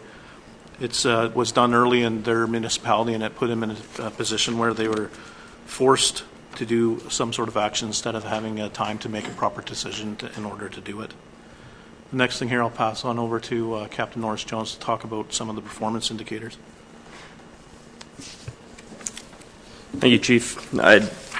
This slide here indicating the performance indicators is just strictly to give Council an idea of the information that's gathered and the information that's used in any decisions that are made as far as models that are an option and how things can move forward. You can see the listing off cost per capita is obviously a significant deterrent or determination for Council.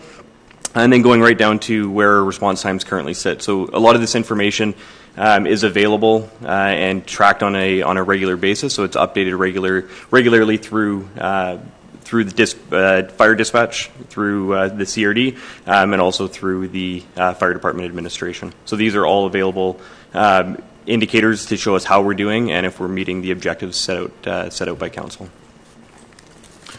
Some of the information that comes with the fire underwriter survey, as we've done some research with our neighboring departments, is as we learn about the benefits and the potential cost savings in some of the gradings with the fire underwriter survey, there's more that can be done with proper planning and staffing with fire prevention that may outweigh the benefits of actually meeting a 10-minute response time. So as we come to a summary in this report, further research and working with the underwriter survey to look at where we're actually at is going to be a recommendation. I put this graphic in here because this is an interesting graphic. This picture is an incident that happened last summer, and it happened around noon on Felderhof Road. And this was a case where it's a daytime call where myself and another volunteer happened to be in the station. And the two members that are on shift, we were able to get out to the Felderhof Road in about 7 minutes. So this is an interesting example that the house started to catch on fire. And if we were actually responding in the evening when we didn't have two members on shift or the staffing available, we would have had significant further damage in this actual structure. So I'll be referring to this actual diagram and a couple more points in this presentation.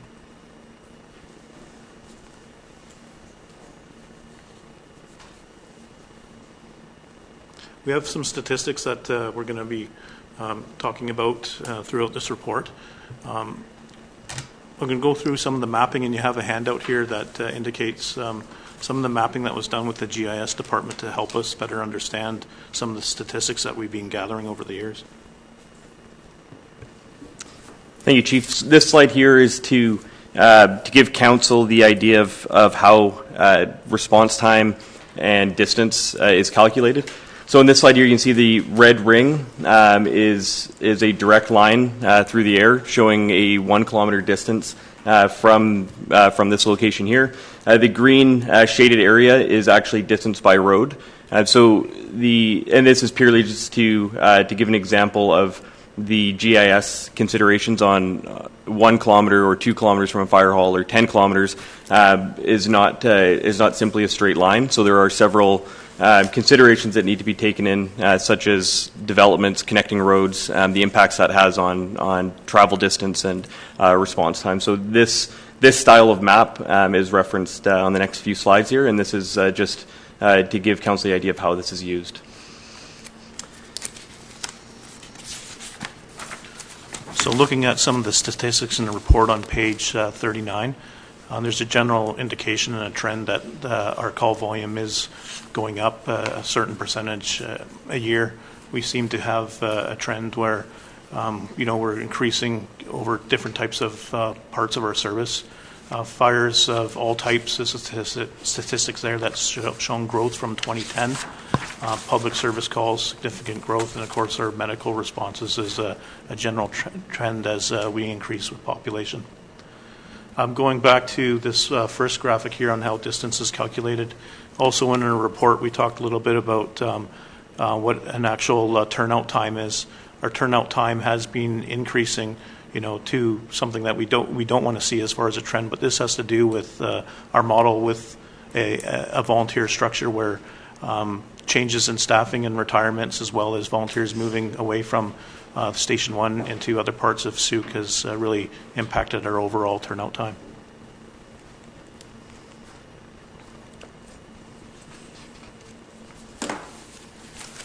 Talking a bit about planning and growth in the community, I have a few comments on this slide here. If we really had a 10-minute response time, we'd have to take a look at our zoning bylaw as well. It would need to be updated to change the proximity to allow for a reduced limited distance.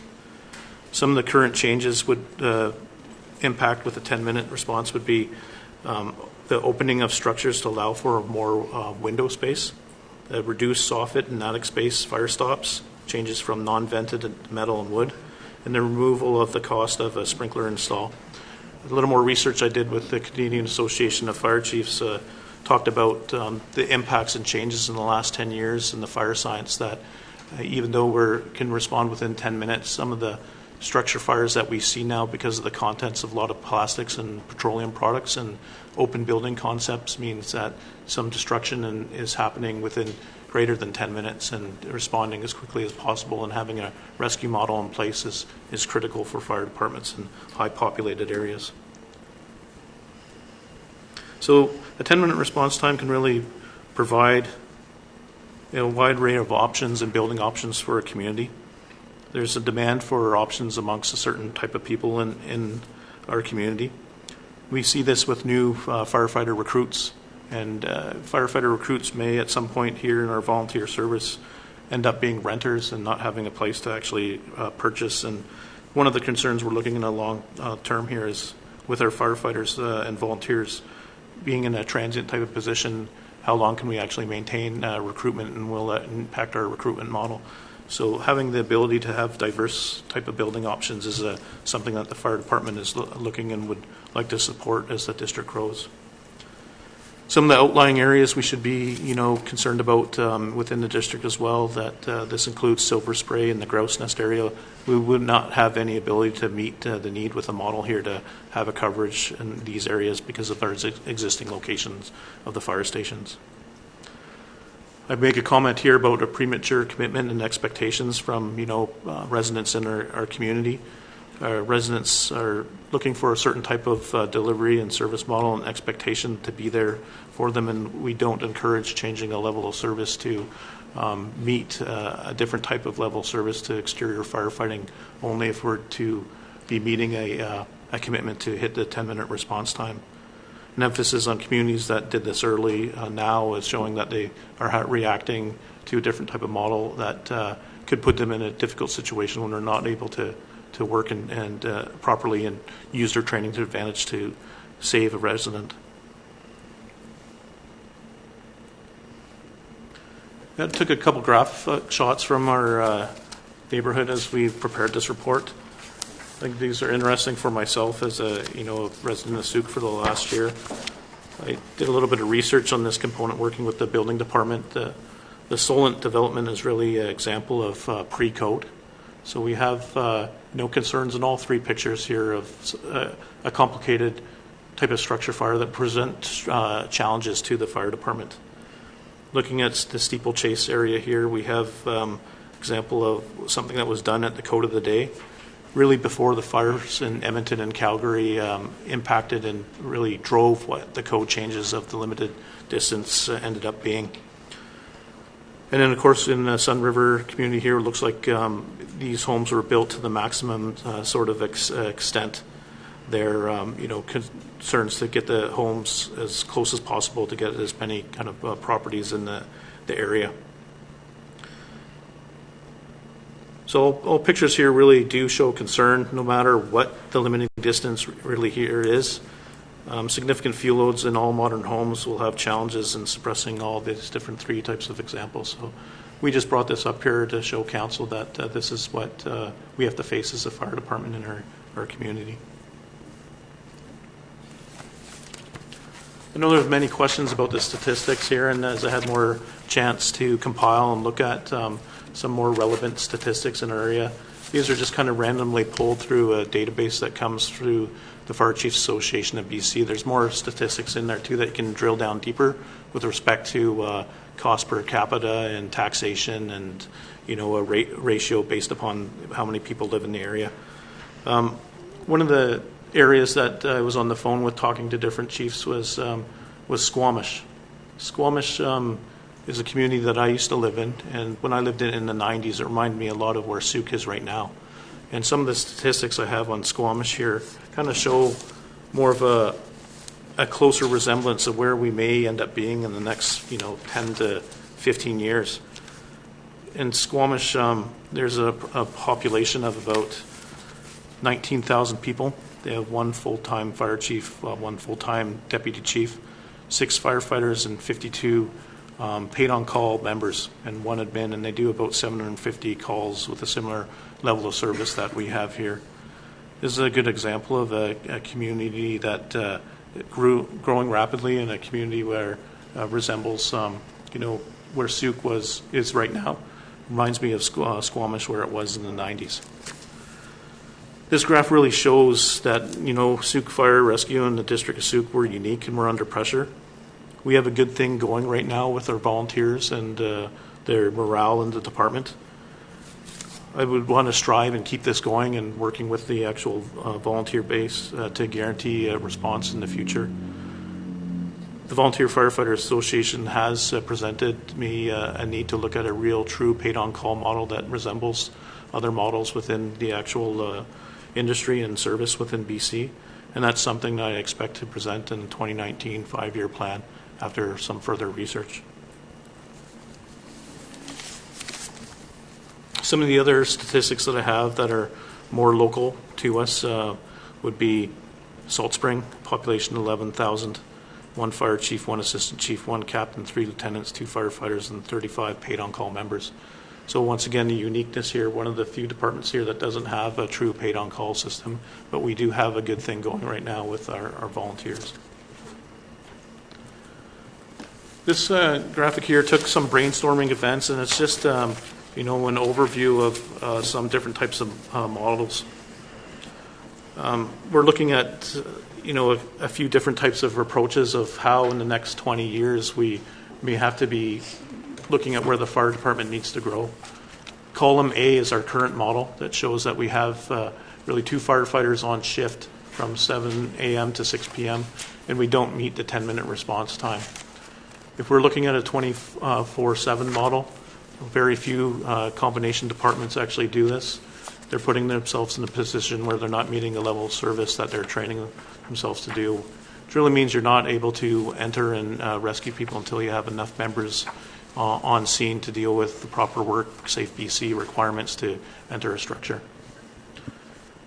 Looking at column C as an example of working with a paid-on-call type of volunteer structure that would provide us 24/7 type of coverage, and we'd be looking at some sort of research to be done that the volunteers would be able to support us in that full type of coverage.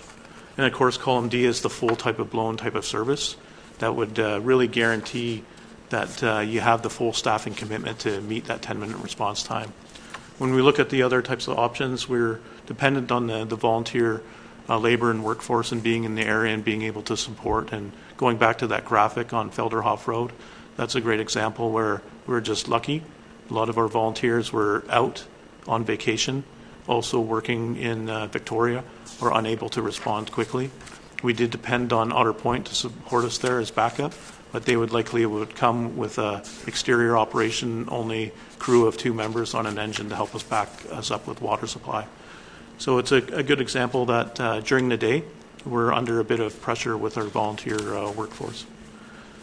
I put in that column there called Work Experience Program because that's another model within British Columbia that has some traction and it tends to work. The Merritt Fire Rescue Department is an example of a department that's working with the Work Experience Program. Merritt has a population of about 7,000 people, 41 members in total. They have an annual Work Experience Program intake, 1 full-time chief, 1 training officer, 1 battalion chief, and about 30 paid-on-call members. The Work Experience Program, sitting down with some of the members in our department, might provide us some options in the future to be looking at the sustainability of Station 2 and keeping it alive and rejuvenated it with some sort of housing component to it. Some of the impacts of moving to a 24/7 coverage, we've highlighted a few of them here. Really to be able to support the growth and development through densification that Council desires and makes decisions on. We have the ability to increase the level of service to the community and be there to actually provide service to the community as it grows.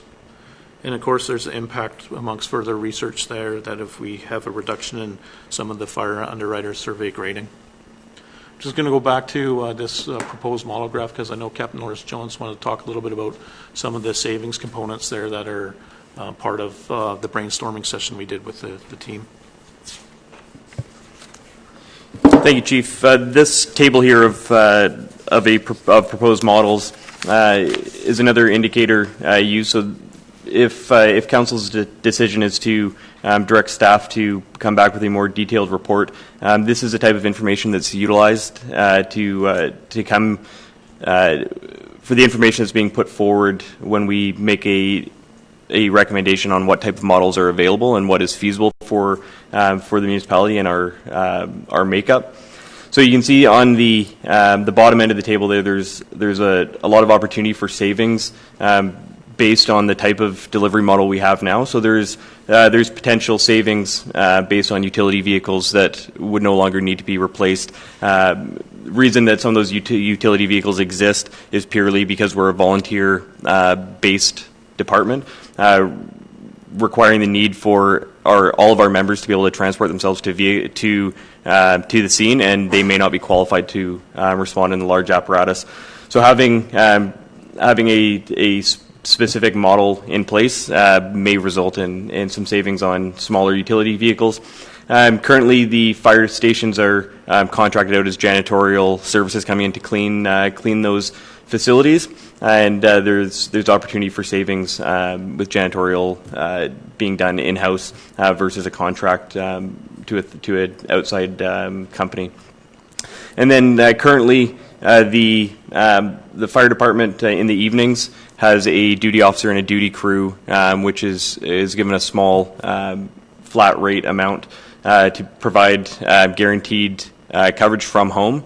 So those members are scheduled responding from home, and that has a cost associated with it as well. So there's potential savings there as well. And then moving down, depending on which model would be selected, there's potential for improvements in our dwelling protection grade and then our public fire protection classification as well, which can have a significant savings impact for our commercial property. So any any property that has commercial insurance on it could potentially see significant savings, and then the residential insurance could also be impacted with improvements. But the most significant savings could be realized from the business community and the properties that have commercial insurance. So it's not specific to zoned commercial, it's the ones that have commercial insurance on their properties.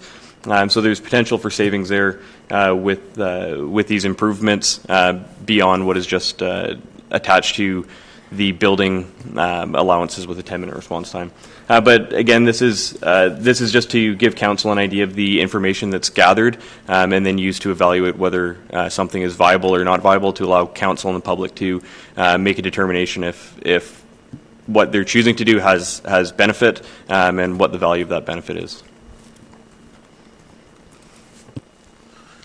So what happens if we don't have a 10-minute response time in Souk? Well, currently we really don't. That first graph that we showed on the map that you have as a handout, showing our average turnout time really means that, you know, we're getting to the station and out the door just within 10 minutes, and we have about 12 seconds of travel time from station 1 on an average.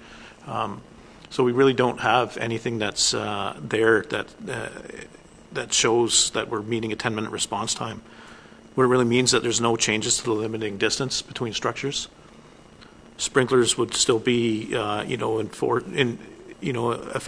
shown as an effective means of dealing with fire suppression.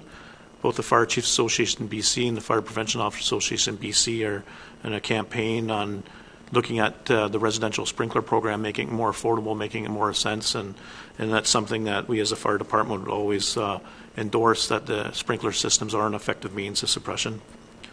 Fewer windows on exposing building face, and generally safer construction to mitigate the risk.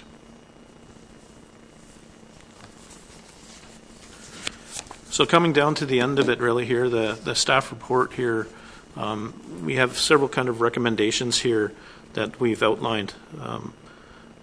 Right away, we look at further consultation would be necessary to get a more effective kind of cost estimate.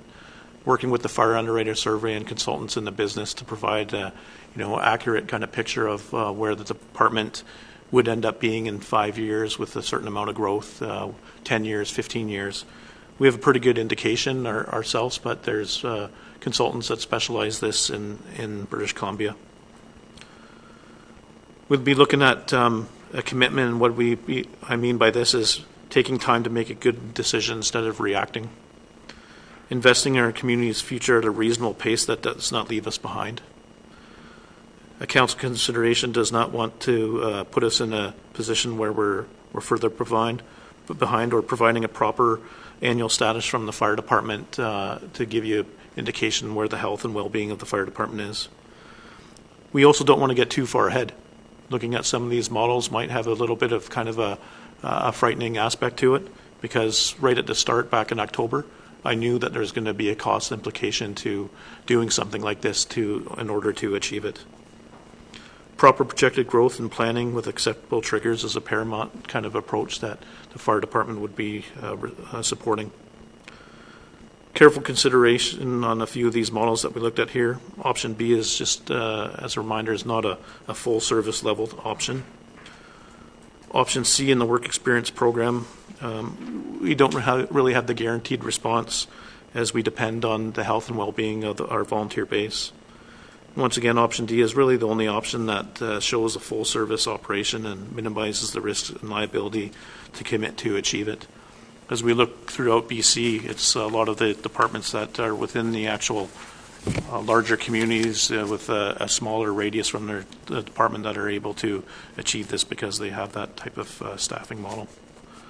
So at this point here, I'm willing and able to take some questions, and we look forward to providing more detailed statistics and data for council in the future here, so you have a good indication of where the department is and how we're planning to make sure we're growing reasonably with the community and not getting caught behind. Great. Thank you very much, Chief, Captain, and Assistant Chief. I appreciate you bringing this forward. So, questions from councillors who would like to begin? Councillor Casper? Yeah, I'll turn to them as well. I just wanted to see if you had anything that you wanted to open with, but I'll turn to Mr. Ebbs-Canavan. If you could please turn the microphone on, and we just need your name and address formally for the record, please. Thank you very much. Ken Ebbs-Canavan, 6220 Calvert Road, Souk. Been here 40 years. Seen a lot of changes in the fire department. I will say that I haven't had any discussions with the new chief at all, but I've been following it. As you're well aware of, I was the spokesman for the Fire Commission. And we made a report that was very similar to this and brought all this information out a year ago. And but I would like to just go on and not talk about the Fire Commission, but to talk about the fire department and my overview. 32 and a half years in Saanich, retired assistant fire chief. The problems that we had in Saanich are nothing like the problems that they have in Souk. It was easy in Saanich because we had a paid department, Victoria with 140 firefighters beside us, Oak Bay. We had mutual aid that was automatic response times and things like that. We had lots of calls, major highways through the district and that.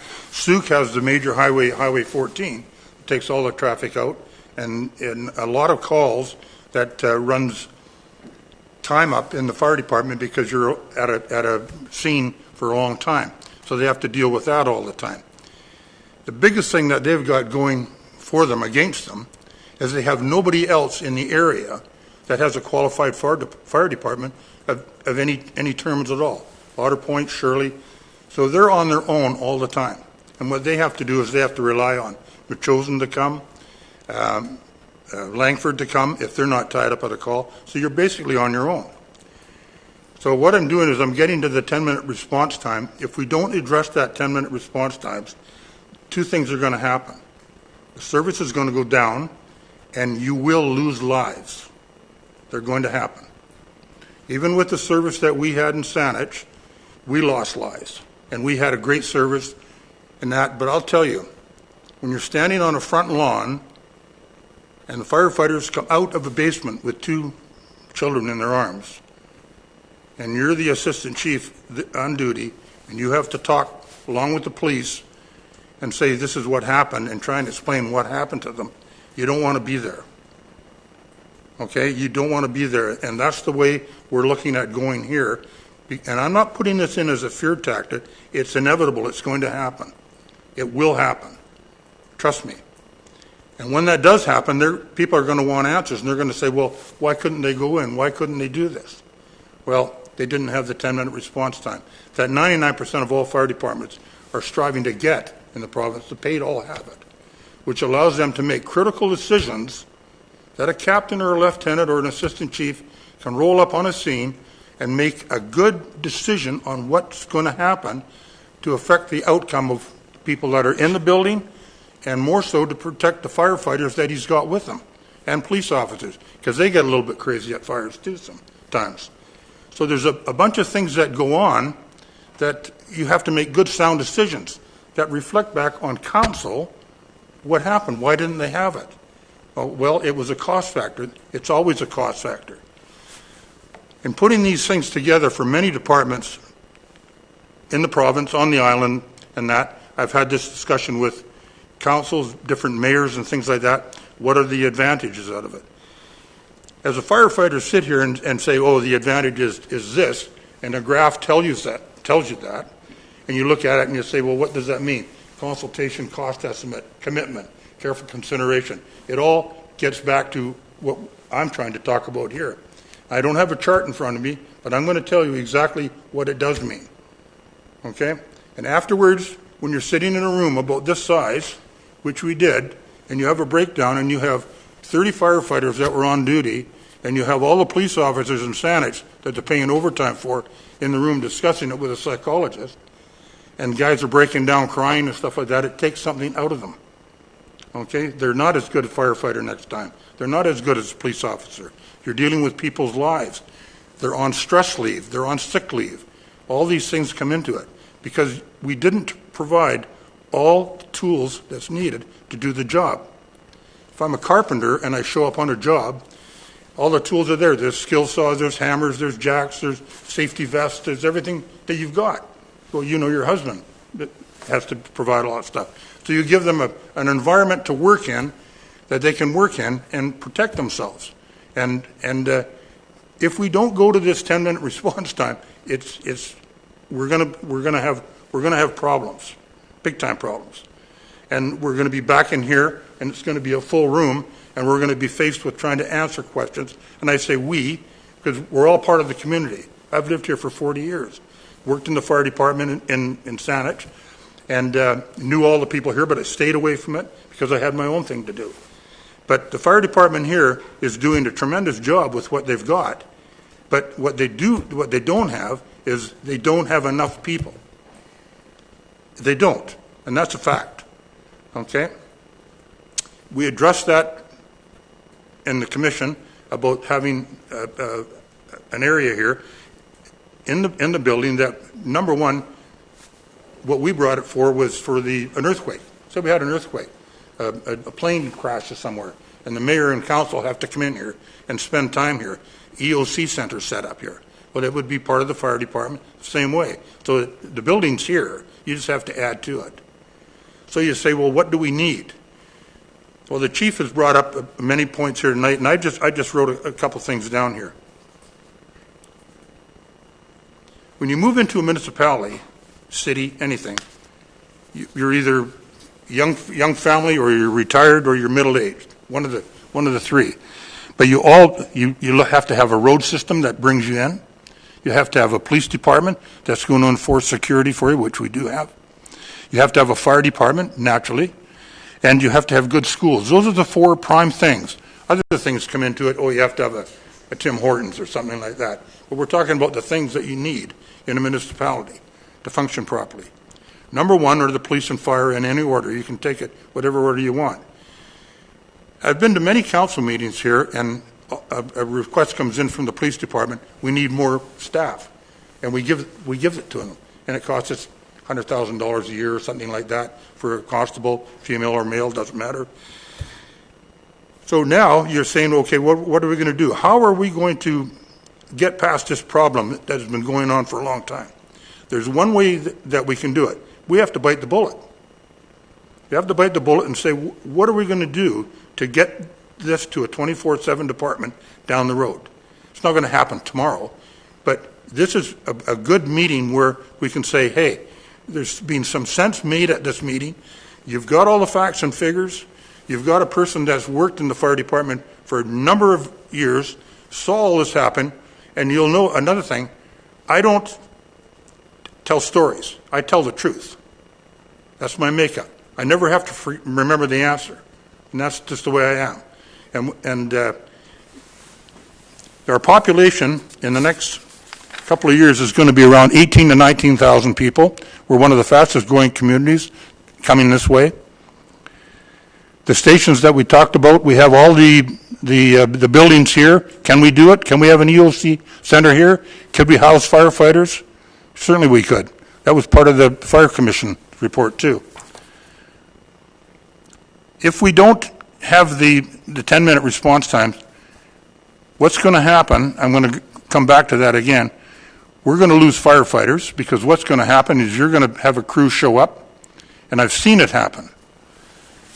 You're going to have somebody go into a building that shouldn't be going into a building. A police officer, well, I'm not waiting for the fire department, okay, and go in.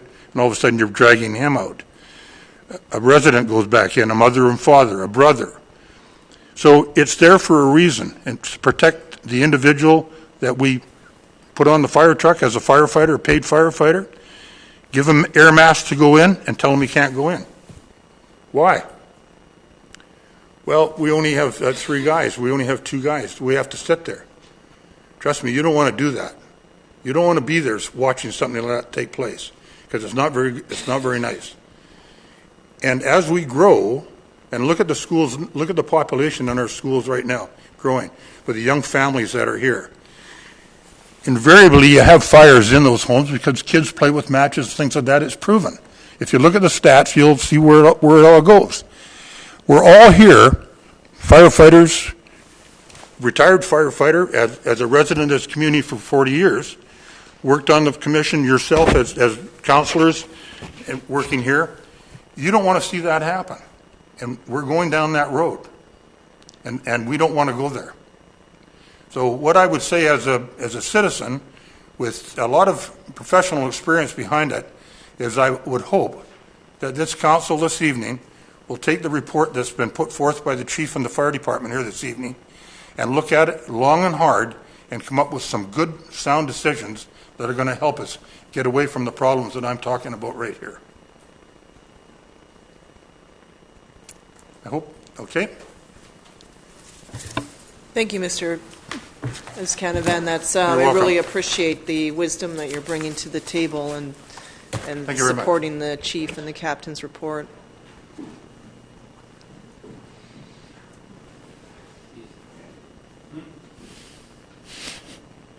Tough person to follow. You need to turn on the microphone, please.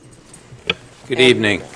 Cam McIntyre, 2012 Penang Road, Souk, former member of the Souk Fire Commission, now defunct. The report presented this evening, I found it, and this is my personal opinion, don't take it personally, I found it vague, lacking detail, and I think it needs a lot of work in so much as your standard operating guidelines in your department show 4 men showing up at a scene before anybody can do anything. Work safe, section 31.25 shows 3 people showing up at a scene, 1 staying outside, 2 going in. It contradicts, as we spoke of earlier with the building. In the fire service, you have contradictory documents. That needs to be looked at and dealt with. You need to visit what was paid in overtime and what your hard costs will be if you want to augment your staff. I've heard no mention of that. And I see a little stipend of what you're paying for your volunteers, but that's a stipend. I mean, you need to be upfront with all your hard costs, and so council can make an informed decision. Based on what I've heard here tonight, I would say, sorry boys, come back later. You need to sit down and rethink it and apply all the details you can. So in fairness to council and the community, they're going to understand what product you're trying to put forward and what the community is going to end up with. And I think you're on the right track when you speak of sprinkler bylaws, smoke alarms, and things like that. Prevention is, you know, it's worth its weight in firefighters. That's something you got to look hard at too. But I'm not going to sit here and berate you and say, but it's a starting point, as Ken said, and there's a lot of work here to be done, and there's no way that I would expect or I would be happy if council even attempted to make a decision on this issue this evening. I mean, it's very involved and it requires a lot of research, and there's a lot of hard questions that need to be asked. And basically that's my 2 cents worth at this point based on what I've heard here tonight, and I thank you. Thank you, Mr. McIntyre. I think the intent here is to start having these conversations on, I mean, at least for myself, is with the growth and the demands for service and everything else, how do we start making this happen? So it's sort of a beginning on where and we'll get more information year after year. Budget changes things, different developments, and where they are and when they come online. And then, of course, once we cross 15,000 residents, then, of course, our policing costs automatically increase as well through the RCMP agreements. So that changes. And then we may see more paramedics, which might help offset the medical calls. So it's always evolving. I think this is a conversation, though, that we need to have every year, at least. I'll turn to our staff, to our captain, please. Your Worship, to Mr. McIntyre, it would be prudent to just remind all in the room that the Chief's recommendation is to have Council direct staff to provide a detailed report on all the information that would be required. So it's certainly not seeking recommendations on what the different models are in here. The recommendation is to direct staff to come back with a significantly more detailed report to provide all the information for the community and for council as well. Okay, thank you for that, Captain. Okay, I understand that, to our chief, please, and then to Councillor Casper. Thank you, Your Worship. Yeah, just to expand on that, I respect that the report, it is kind of vague in nature, but a lot of time and effort with the limited time that we do have with staff to come together and put something like this together was extremely difficult. And in order to get more detailed statistics, a further report coming forward is absolutely necessary. I think what I was really trying to focus on here is that, a report is necessary, and we don't want to rush into anything, and a method of phasing in it approach properly with some sort of commitment to make sure that we don't get caught behind like we were. Bringing in 2 more firefighters in the last 6 months has made a benefit to all of us, and I'm seeing relief on our current staffing members, but I don't want to see ourselves put into a position like that again where we're kind of caught behind. Up on the screen there, I have a couple things there, looking forward in the next 5 years, some sort of commitment, and the reason I think we have a good kind of volunteer base right now is because we've committed to an excellent training program, and we have some of the best instructors and trainers in BC. And because of that, the word of mouth is getting around that the volunteers want to be here. And we do have really a waiting list, competitive process to bring them into the department. And that's something myself as a chief would strive to maintain and keep healthy. But at the same time, as we grow, it demands more time on our full-time staff to keep that pulse and that morale going in the fire department. I do see ourselves really capping in this station at about 55 members. We bring in 6, we lose 2 over the year. That seems to be the typical process. Maybe a couple more years of recruitment is maybe where the maximum we would be able to get with our actual volunteer base. The other part of the challenge will be, we're recruiting, but the retention of our more senior members.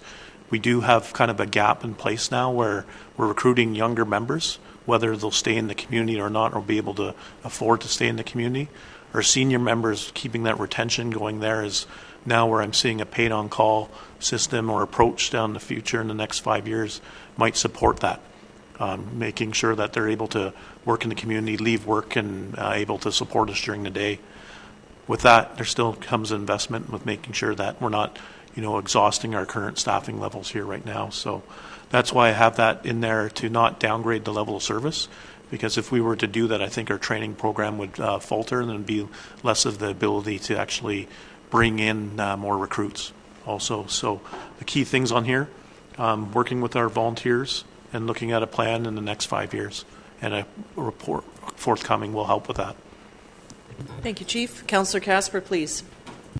Thank you very much, and also thank you to those who made the verbal presentation from the audience and the community. A couple of things. I just, I want to pick up on what Mr. McIntyre said, and he's a retired firefighter also, so I don't think he mentioned that, but that's his background. Is the volunteer pay, the differences between what's required for firefighters leaving the hall in a vehicle and WorkSafe B saying 3 are required. So we have a difference there. I've never been able to understand that, and we should get some more information on that. I would also like to see what the staffing levels are for Langford, the volunteers in Langford, how they're dealing with the 10-minute response, what their industrial and commercial tax base and residential tax base is compared to Souk. I want to see what Colwood is the same kind of issues, volunteers, number of paid staff, and their commercial industrial tax base and residential. I want to find out what's going on in View Royal, because they have a paid department and volunteers, and what their commercial and industrial and residential is, and their sphere of coverage. I'm not being critical, but I do note that in the examples given on comparisons or using as comparisons, some of those communities have huge industrial and commercial tax bases. Some of them have mills that are running, and I'm talking industrial mills, whether they're forestry or what have you, that are in the heart of their community, and their firefighters are required to respond to those types of high-risk activities, where in Souk, going back to the 2010 Fire Underwriters Survey, we were classified as a low-risk municipality because of the newer construction and our very small commercial and industrial tax base. So those are the kind of things that I want to see comparisons on.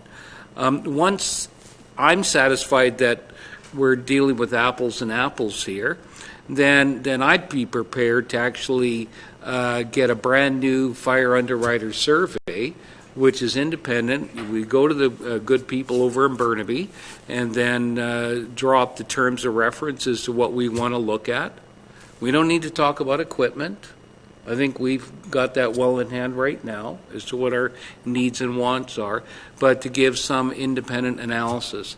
And the reason I say that is because in the 2010 survey that was done, there were two areas that put Souk at risk. One was the lack of water supply in our outlying areas, and the fact that we do respond to mutual aid agreements, which draws our resources outside of our community, which is a potential risk.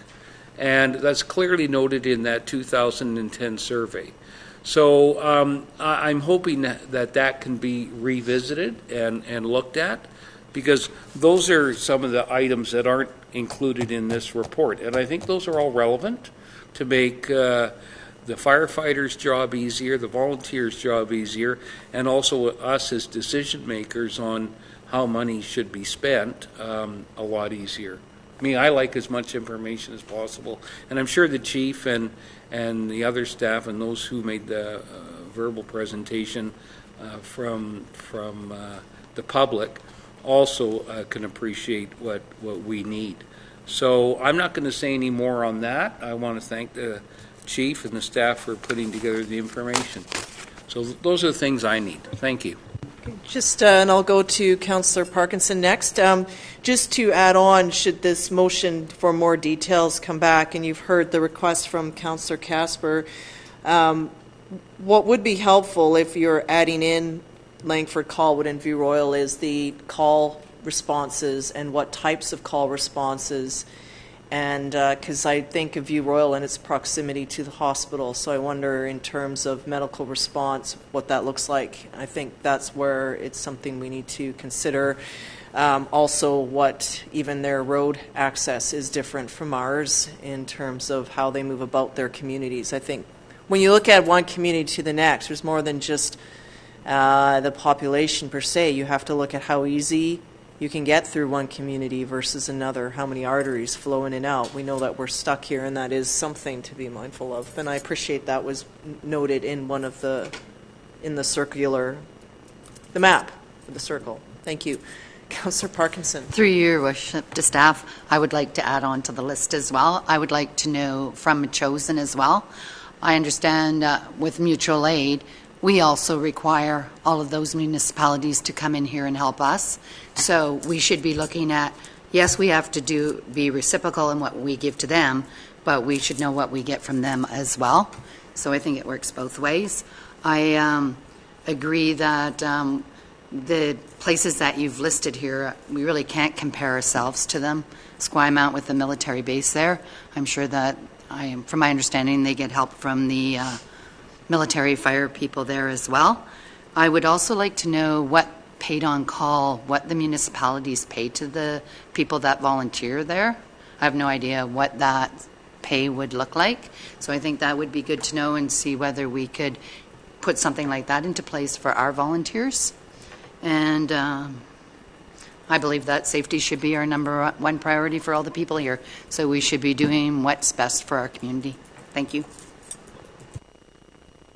Just adding on the paid-on-call piece, I'm just curious if that actually would be a recruitment or retention.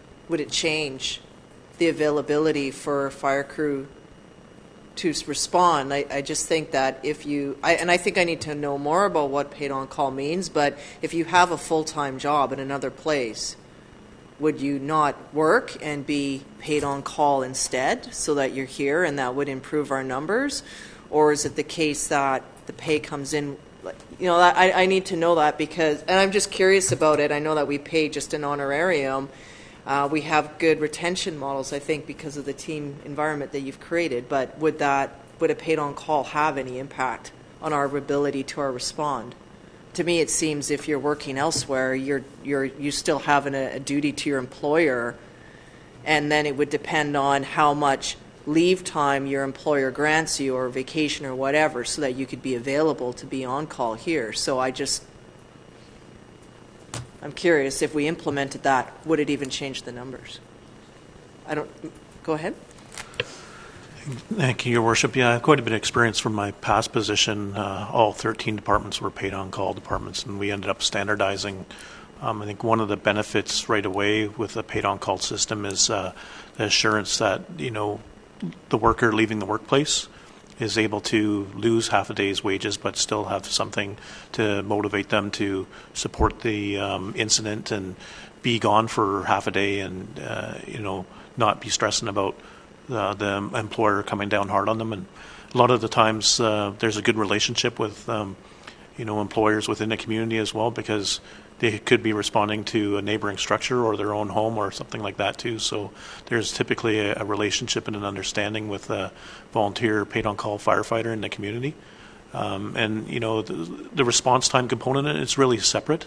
The paid-on-call kind of presentation proposal would be separate to a response time kind of component. It just was coincidental that the two were kind of coming in, you know, at the same time, and this presentation came after, you know, we started this report already. So I thought it was important to tie it in because there is an ability to kind of look at a modeling component there where we're leveraging appropriately our volunteer members.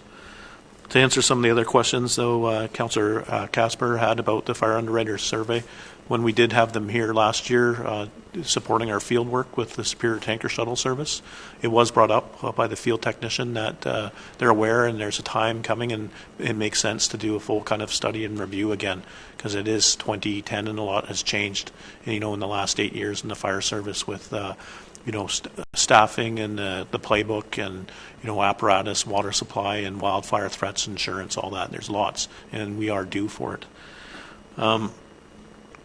The only other comment I had there as far as, you know, my emphasis on a community like Squamish. I've heard that comment many times that Souk is the Squamish of Vancouver Island. We have a lot in common, and I wish I had that statistic more front and center and some better statistics there. I think our team that was building the report was just pulling them kind of randomly based upon population. Some of the things that are unique with some other communities is that they're on their own and they don't have the mutual aid support.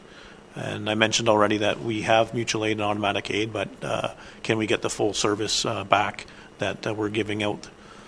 Our standard operating guidelines support how we deploy people out, and we're not sending the whole fire department out to deal with an incident. We typically just send in full service engine company of 4, and then the full-time members are normally staying in the community to protect the community. Looking at you know, some future plans with mutual aid and automatic aid, we can revisit that, you know, to make sure it's really clear. Our comments about the standard operating guidelines and WorkSafe BC, Assistant Chief Matt Barney and myself have been overhauling all the operating guidelines. We're probably about 90% there to have it complete and a full refresh on them. We're consistent with what workplace requires, and if we've done some updating with some of the structural firefighting responses, and we're making sure that we're not doing anything that doesn't make sense and putting our members at risk that is in non-compliance to WorkSafe. So we're aware of it and we'll be consistent with everything there. Thank you, Chief. Councillor Berger, please. Yes, thank you. And thanks for the report. There was lots of information in the report, but there was lots that I sort of tried to look at on my own and then got lost because there's so much information and it is hard to find. So forgive me, I'm going to jump around a little bit because I'm not organized in my notes. I'll touch on what the other councillors touched on with the comparison. When I read that too, I was a bit taken aback by the chart just because a lot of those communities that were selected have really large industry or a larger tax base that they can draw from, such as Kitimat and places like that that have, oil and gas and all different places. So I did a quick comparison with our own neighbors. Living on the South Island, we all know, we talked about tonight with housing and its affordability. So there are challenges as well as Highway 14, so I do recognize that we have challenges, but just so I had my own idea, locally, Colwood has a population of roughly 17,000. They have 8 paid and 32 volunteers. Langford has a population of 35,000. They have 8 paid and 62 volunteers. View Royal has a population of roughly 10,000. They have 8 paid and 30 volunteers. So I was actually taken aback when I saw that Langford only had 8, and I actually called one of the counselors that I'm friends with there, and I said, you really only have 8 career firefighters, similar to what we had, and they've got, double, almost triple our population. They said that they do recognize that's low, and they're working on changing that. Some other questions that I had are around the playbook. I don't think we ever had a fulsome discussion as to what 3 levels we are. I think that we sort of just jumped in and said we're a full service department. I don't know if that plays into the 10-minute response time. I know at the very bottom it says don't downgrade service level to meet a response time, but I often think, when I did a brief glance at the playbook, it does say that if we were interior or exterior, if you have people trained, then those people can still go in if you meet the amount of numbers as quoted by Mr. McIntyre with WCB. So I wondered, did we jump the gun? Vancouver is full service, is Souk full service? What are the financial implications as well as the training implications that go with that? That's something we don't know. This council never actually talked about it, and it's something I feel that we probably should. And maybe we're fine where we are, but again, it's information that we've never really shared. My next question was, is a 10-minute response time directly linked to the playbook and linked to that service? And again, are we within that service, or is it more about building code and eliminating distances? That's a question I'm not sure of either. In looking at the information provided, I think it'd be interesting to get information back on what different departments do paid on call and what that looks like. Would it be beneficial here? What's the pay scale? What's the average? Is there an average? Is it specific on sort of population? Do we look at what we can afford? I was interested to see what that's all about. I don't know a lot about paid on call. I wonder what that would look like for Souk. When we look, fire underwriter survey, that was one topic too, and I absolutely agree with the chief. It was 2010 the last time a survey was done, so we're growing at such a fast rate. I think it would be really beneficial to everybody to have a new survey done. When I look at our chart that was provided with calls, it's outstanding to me how many medical calls we have. And I know that I've talked about this previously. I know it's a volunteer program that we do with BC Ambulance to do medical aid. If we look at the last 2 years, our fire calls have actually decreased in the last 2 years, yet our medical calls are up to 589 calls, where fire calls are at 68. So is our response time on an average of all of those calls? Do we include what the medical calls are to get our response time average? That was something I didn't know also.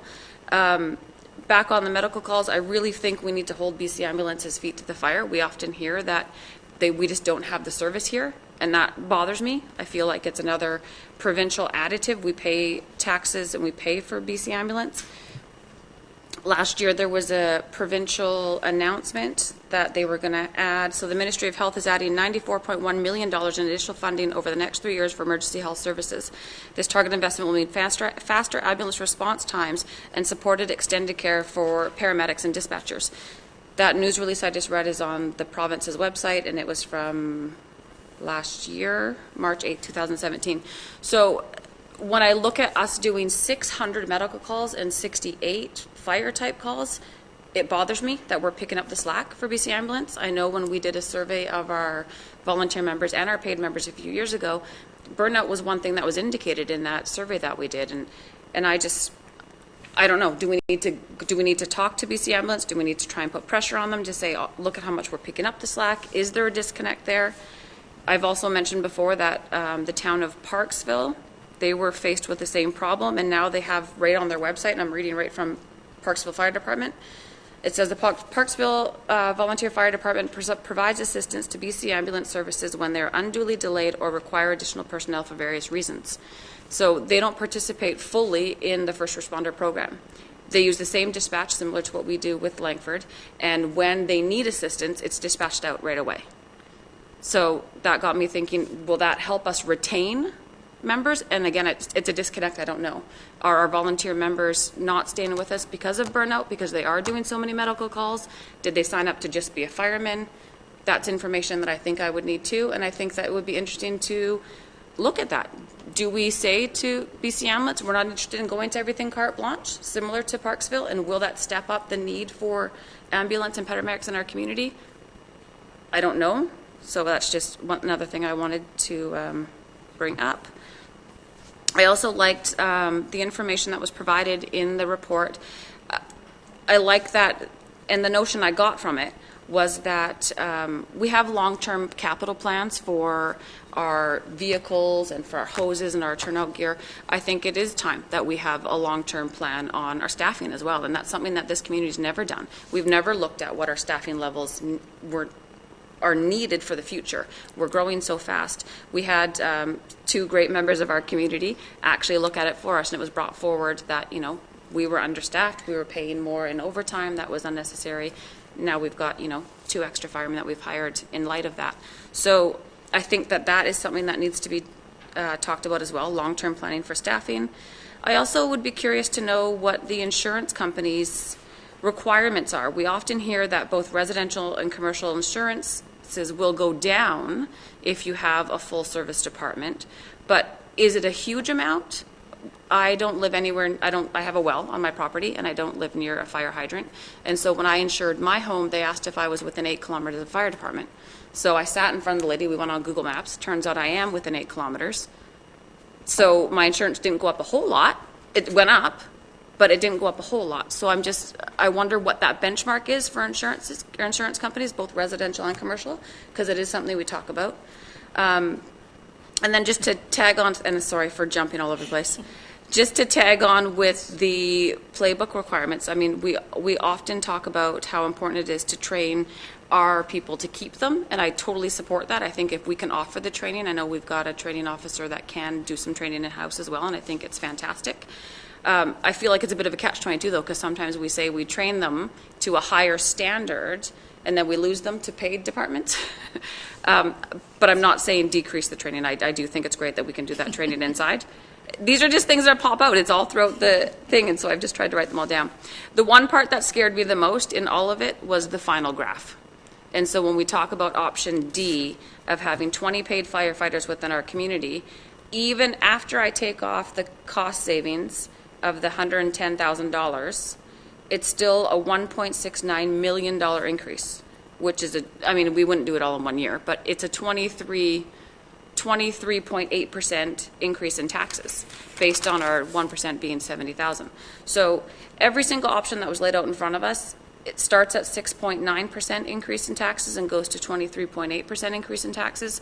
And again, that tags on to, I think it would be really great for us to have that long-term plan with staffing, so we know exactly what we're getting into, what's needed, and everything. So sorry for having random thoughts, but I sort of jotted them down everywhere as I went through the report. I, by all means, don't expect any of these to be answered tonight. I think as we go forward in this discussion, they're just questions that I have. Thank you. No, that's great, Councillor Berger. I think that's where I'm glad that we had this presentation, because we need to start talking about it and start planning for it. So I think that's where, it's just good that it remains so we can do this, because I know this, and this way you have a sense of these are the kinds of questions that Council has been wanting to ask for some time and having the forum for it.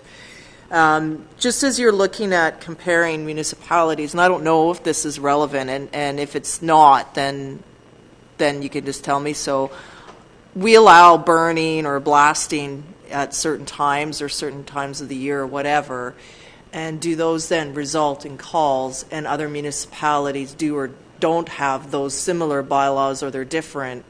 Is that a factor? Maybe it is, maybe it isn't. I'm not sure. I saw that complaints have gone down due to probably education on how burning is done, and maybe that's why. So I'm just curious about that. I know in the summertime when it's hot and dry, there's the odd developer that wants to blast, and I'm always just curious on how that impacts our resources. Even if they agree to pay for everything, that still means that our limited resources are outside in the sun waiting all day, and then how ready are they to respond when a different incident occurs? So that's something to think of. It just rolls through my head every summer when it gets really dry here. Do the fire underwriters take climate change and the impact of climate change when they do their review? I mean, things are dramatically different now, 8 years out from 2010, so I'm just curious how that changes the look of things, because the severity and the dryness is only going to increase over time. And this is science that's telling us this, and we're seeing it happen. So I think it's just something, as we do plan into the future, it's just something to be mindful of. And then, of course, if water is not granted to certain areas of our municipality, it impacts that. And that's something that Councillor Casper and I continually advocated for at the CRD, and we'll see how that goes, and maybe that'll change things in time if pipe water comes to these areas. So that's where I think it's always sort of a conversation that needs to be had annually.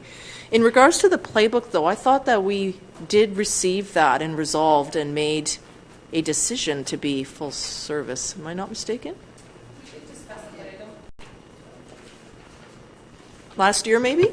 Your Worship, to touch on the playbook specifically, Council was brought forward a recommendation to continue training to the full service level, which was adopted by Council.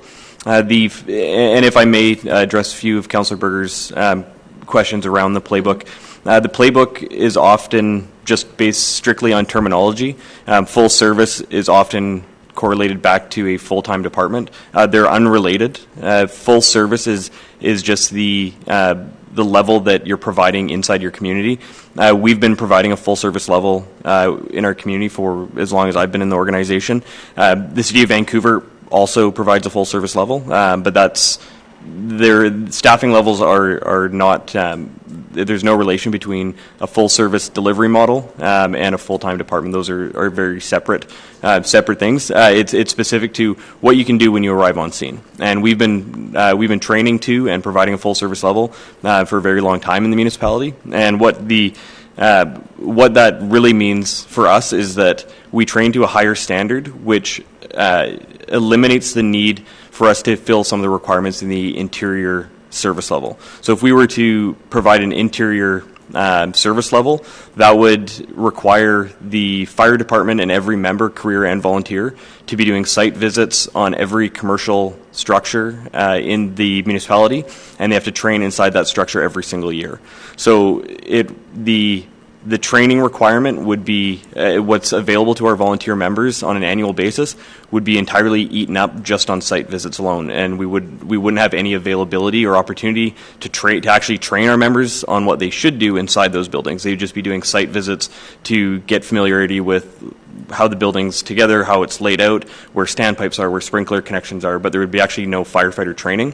The full service level allows us to train to a higher standard, which gives the province has said that when you train to this standard, you are a more knowledgeable firefighter and should be able to deal with events inside those structures just based on the type of structure it is that you should know what to do. Now, the interior level trains to a lower standard, which says that you understand the basics of what to do, but you don't know how to deal with it in that building. So you need to now go to that building and visit that building, spend time in that building, and that's a requirement on an annual basis.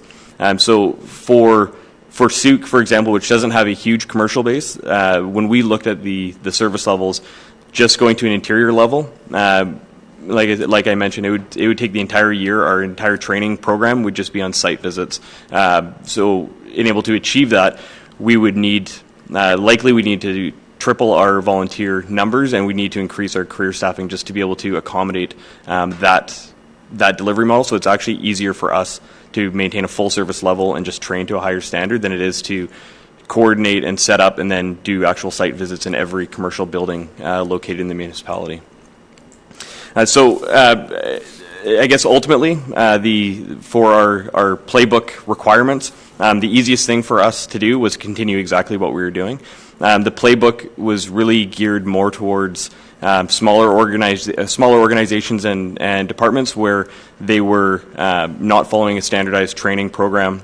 They were exposing themselves to higher risk based on making assumptions on scene and not preparing themselves adequately for different hazards inside their community. The departments that have proper training programs in place that are following national standards, the playbook had very little impact. So for us, for example, the playbook, when it was brought out by the province, was a fairly quick review by the fire department and determined quite quickly that if we just continue doing what we're doing, we're in a much easier position than if we were to try and go down a level. It would actually be significantly harder for us to achieve that level. Okay. That's great. Thank you. Okay, so at this point, the recommendation basically is that the Committee of the Whole receive the report for information. So we just need one mover. So Councillor Casper, I think. Questions on that? All those in favor?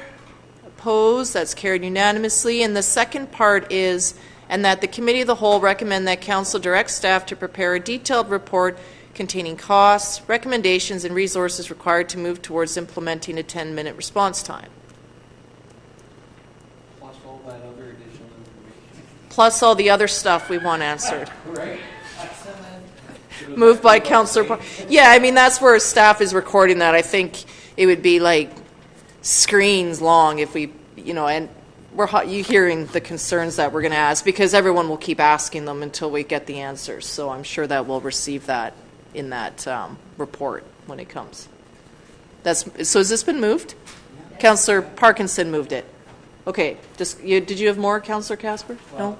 If I may. So we're 33 seconds out from not being able to have a 10-minute response? That's what I think that's what it said.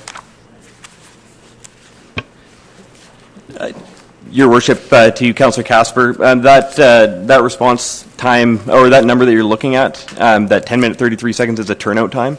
Turnout time is what it takes to get members to the fire station and get the truck rolling through the bay door. So that's not our response time to actually arrive on scene. That's just to get people at the fire hall equipped and get onto a fire truck. So what it's saying is that we've already surpassed our 10-minute response time before the truck has pulled through the door.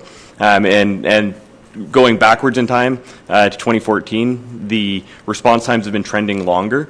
And and Chief had mentioned earlier that a lot of this trending longer is due to volunteers moving. A lot of our long-term volunteers have relocated within Souk to whether it's upgrading their homes, moving to different locations, which has resulted in taking longer to get back to the fire hall to staff a truck and get it out the door. So that 10-minute 33 seconds is just what it takes to get people to the station, get onto a truck. So we essentially, in 2017, have a response time that doesn't even cover our own fire station for 10 minutes. 2014 provided us, I believe it was a minute and a half that we could travel from the fire hall, which works out to about a kilometer and a half, roughly, by road speed and things like that in 2014. But we are trending to longer turnout times currently. So if I just may, and it's just food for thought based on past practice, there was a day where volunteers were not required. If they had their turnout gear with them on a regular basis, they weren't required to come to the hall. They would go directly to the scene. When there's an emergency situation, I think people would drop the shovels and show up, because if they're trained, they got level 1, level 2 training, they know what to do, they arrive on scene, you get a unit there or 2 units there, and all hands are there. And that's how business is done if they're trained and qualified. And I understand and I appreciate you don't want volunteers driving at excessive speed on the roads without being an emergency vehicle. I appreciate how things have shifted. But one thing, and I really want this explained, not tonight, but at a later date, and to get the information from the other communities. There's a response time, and then there's the other time. Turnout time. Turnout time, right. And so how do the other communities measure? Because are they, doing it the same way we are, or are they calculating it a different way? Because not everybody, I don't know, maybe I'm wrong, but I always thought that not everybody agreed or applied to a certain standard. They just said, we turn up when we turn up. And if sometimes, if we're taking the average of all the calls that we're doing, including medical, I'm assuming that's what we're doing, well, then I want to see the differences, right, at the next report. That would be great. Because I think that answered Bev Berger's question.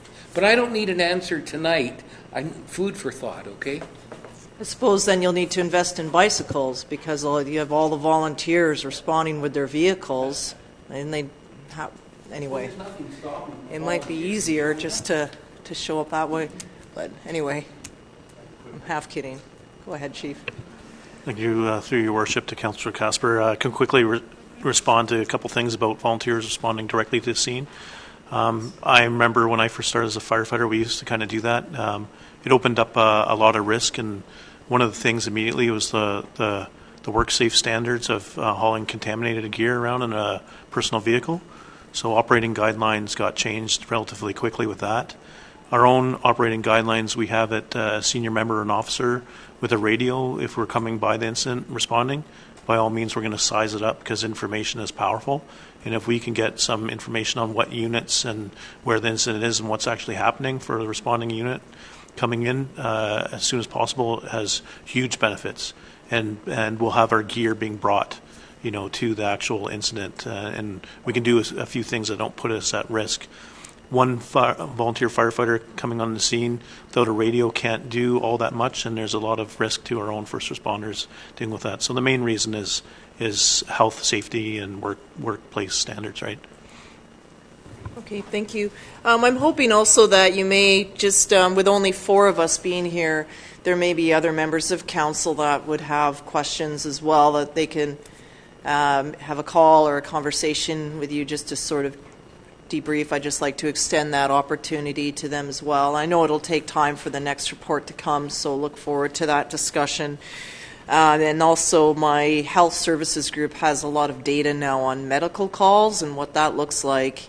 May or may not be useful or pertinent, but certainly when we were diving into the expanding health services out here, having hard, cold facts were very important. I know we attained some of yours, but also the ambulance statistics as well, and also what these emergency responses at the hospital look like for our community. Parksville, for example, has a 24/7 urgent care center that's open all the time. So things are different in that community because health-wise what they have available versus what we have here. So sometimes that is a factor when looking at adding in the medical pieces. It varies a lot. So anyway, so we've moved this. I'll call the question. All those in favor? Opposed? That's carried unanimously. The next is that the Committee of the Whole Rise and Report. Moved by Councillor Casper. All those in favor? Opposed? Motion is carried. Thank you very much. I'm glad that you're able to stay here for the duration of the presentation. May we have such luck in the future. And thank you, gentlemen who spoke. I really appreciate your time and expertise on the subject matter. Okay, so moving on to item 12.1, there is a report here and a request that Council authorize the Fire Chief to purchase the SCBA units and cylinders for 2018. Moved by Councillor Parkinson and seconded by Councillor Casper. Any discussion on this matter? See none. All those in favor? Opposed? That's carried unanimously. Thank you. Knox Vision Society Housing Project. There is a recommendation. This has been discussed from us before, but that Council waive the eligible development cost charges of $171,173.10 and building permit fees $37,218.27 for the Knox Vision Society's affordable housing project. Moved by Councillor Casper and seconded by Councillor Berger, any discussion? See none, all those in favor? Opposed? That's carried unanimously. The second part is that council grant back the non-eligible DC charges, 8,672.35, and building permit fees to the Knox Vision Society with funds to come from operating contingency. Moved by Councillor Casper, seconded by Councillor Berger. Questions? Councillor Parkinson? Through your worship, I was just wondering whether they've applied through the Regional Housing Trust Fund Commission for help. Because we received monies for the Hope Center from them and for Air Manor. So I think that would be a very good idea to put forward. I'm not sure if they have, but perhaps our staff can make that suggestion. We do pay into it every year, That's so right. it'd be nice to see that they, I don't see why they wouldn't be eligible, Yep. but Your worship, I will mention that to them. They have been applying or asking for exemptions everywhere, so Right, and they I- seem to have it all figured out, but we'll definitely mention that possible opportunity. Through your worship, I sit on that committee and I haven't heard anything from them, right? yeah. Okay, well, they should. Yeah. Okay. All those in favor? Opposed, motion's carried. Okay, we've received 13.1, so we've dealt with new business. 15.1 is correspondence from the Capital Region District. So this came before us before about the Transportation Service Establishment Bylaw. It has been scaled down in size and scope from where it was when the chair and staff presented to us. At that time, council did not support it, and it did not get support at the regional board. They are proposing a different model. I supported at the board mainly because I wanted to see it go out to municipalities for feedback again, and also just to see, I mean, really, this current state of transportation in the region is not working, and we see that occur everywhere. But now as I look at this, I'm in agreement with the other municipalities, and also when we had our Highway 14 ceremony with the Premier, a reporter asked him directly what his thoughts were on the establishment of the service, and he didn't feel it was necessary out in the West Shore. So perhaps it should become a more sub-regional focus and go that way. There's no additional cost. They're basically aligning services different at the board to see it go through, but at the same time it is here for us to comment on and to give feedback on. You've seen the letters that have come through from the other municipalities, and I think you probably know that Langford has already rejected it. So, Councillor Berger?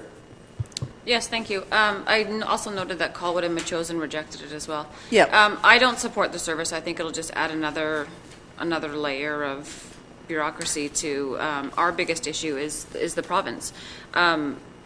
The part that stuck out to me within the document, it says that the proposed bylaw provides for municipal requisition to cover the cost of the expanded services. Any increase beyond the spending of $1.5 million would have to be approved by the majority of the board.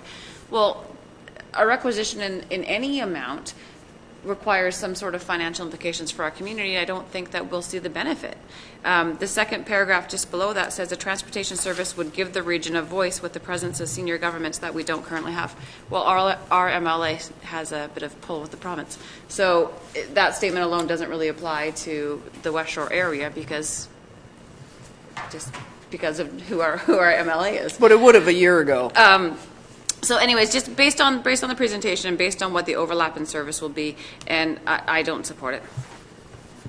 Thoughts from other members of council? Councillor Casper? Microphone. Sorry. I brought forward this a couple of years ago, and it got rejected and by council, and that's fine. My fear is already happened because other communities that are major players aren't participating, so it's not going to go anywhere unless it is truly region-wide support. And I can't support it, I think, by virtue of the fact that 3 other municipalities have said no to it. But here's the interesting part to that is that what has been suggested by the board is that they go to a alternative approval process for it. So even if every eligible voter in Souk, Langford, Colwood, V Royal supports it, so Metchosin, Souk, Colwood, Langford, if every single person would not be enough to overturn it, it could be pushed through.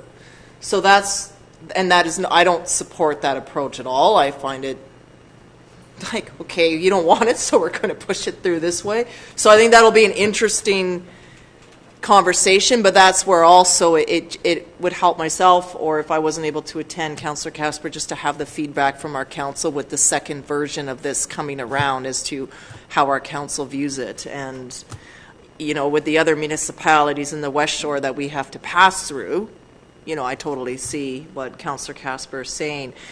Initially, though, I looked at it for the benefit of our residents who have to travel to many different areas throughout the region. If things improved in other regions, they'd be able to get there safer and faster. But again, having our premier say that he didn't feel it was necessary, it's like, okay, enough said. Like, if he's working well with the CRD and is hearing what we have to say, and so I think that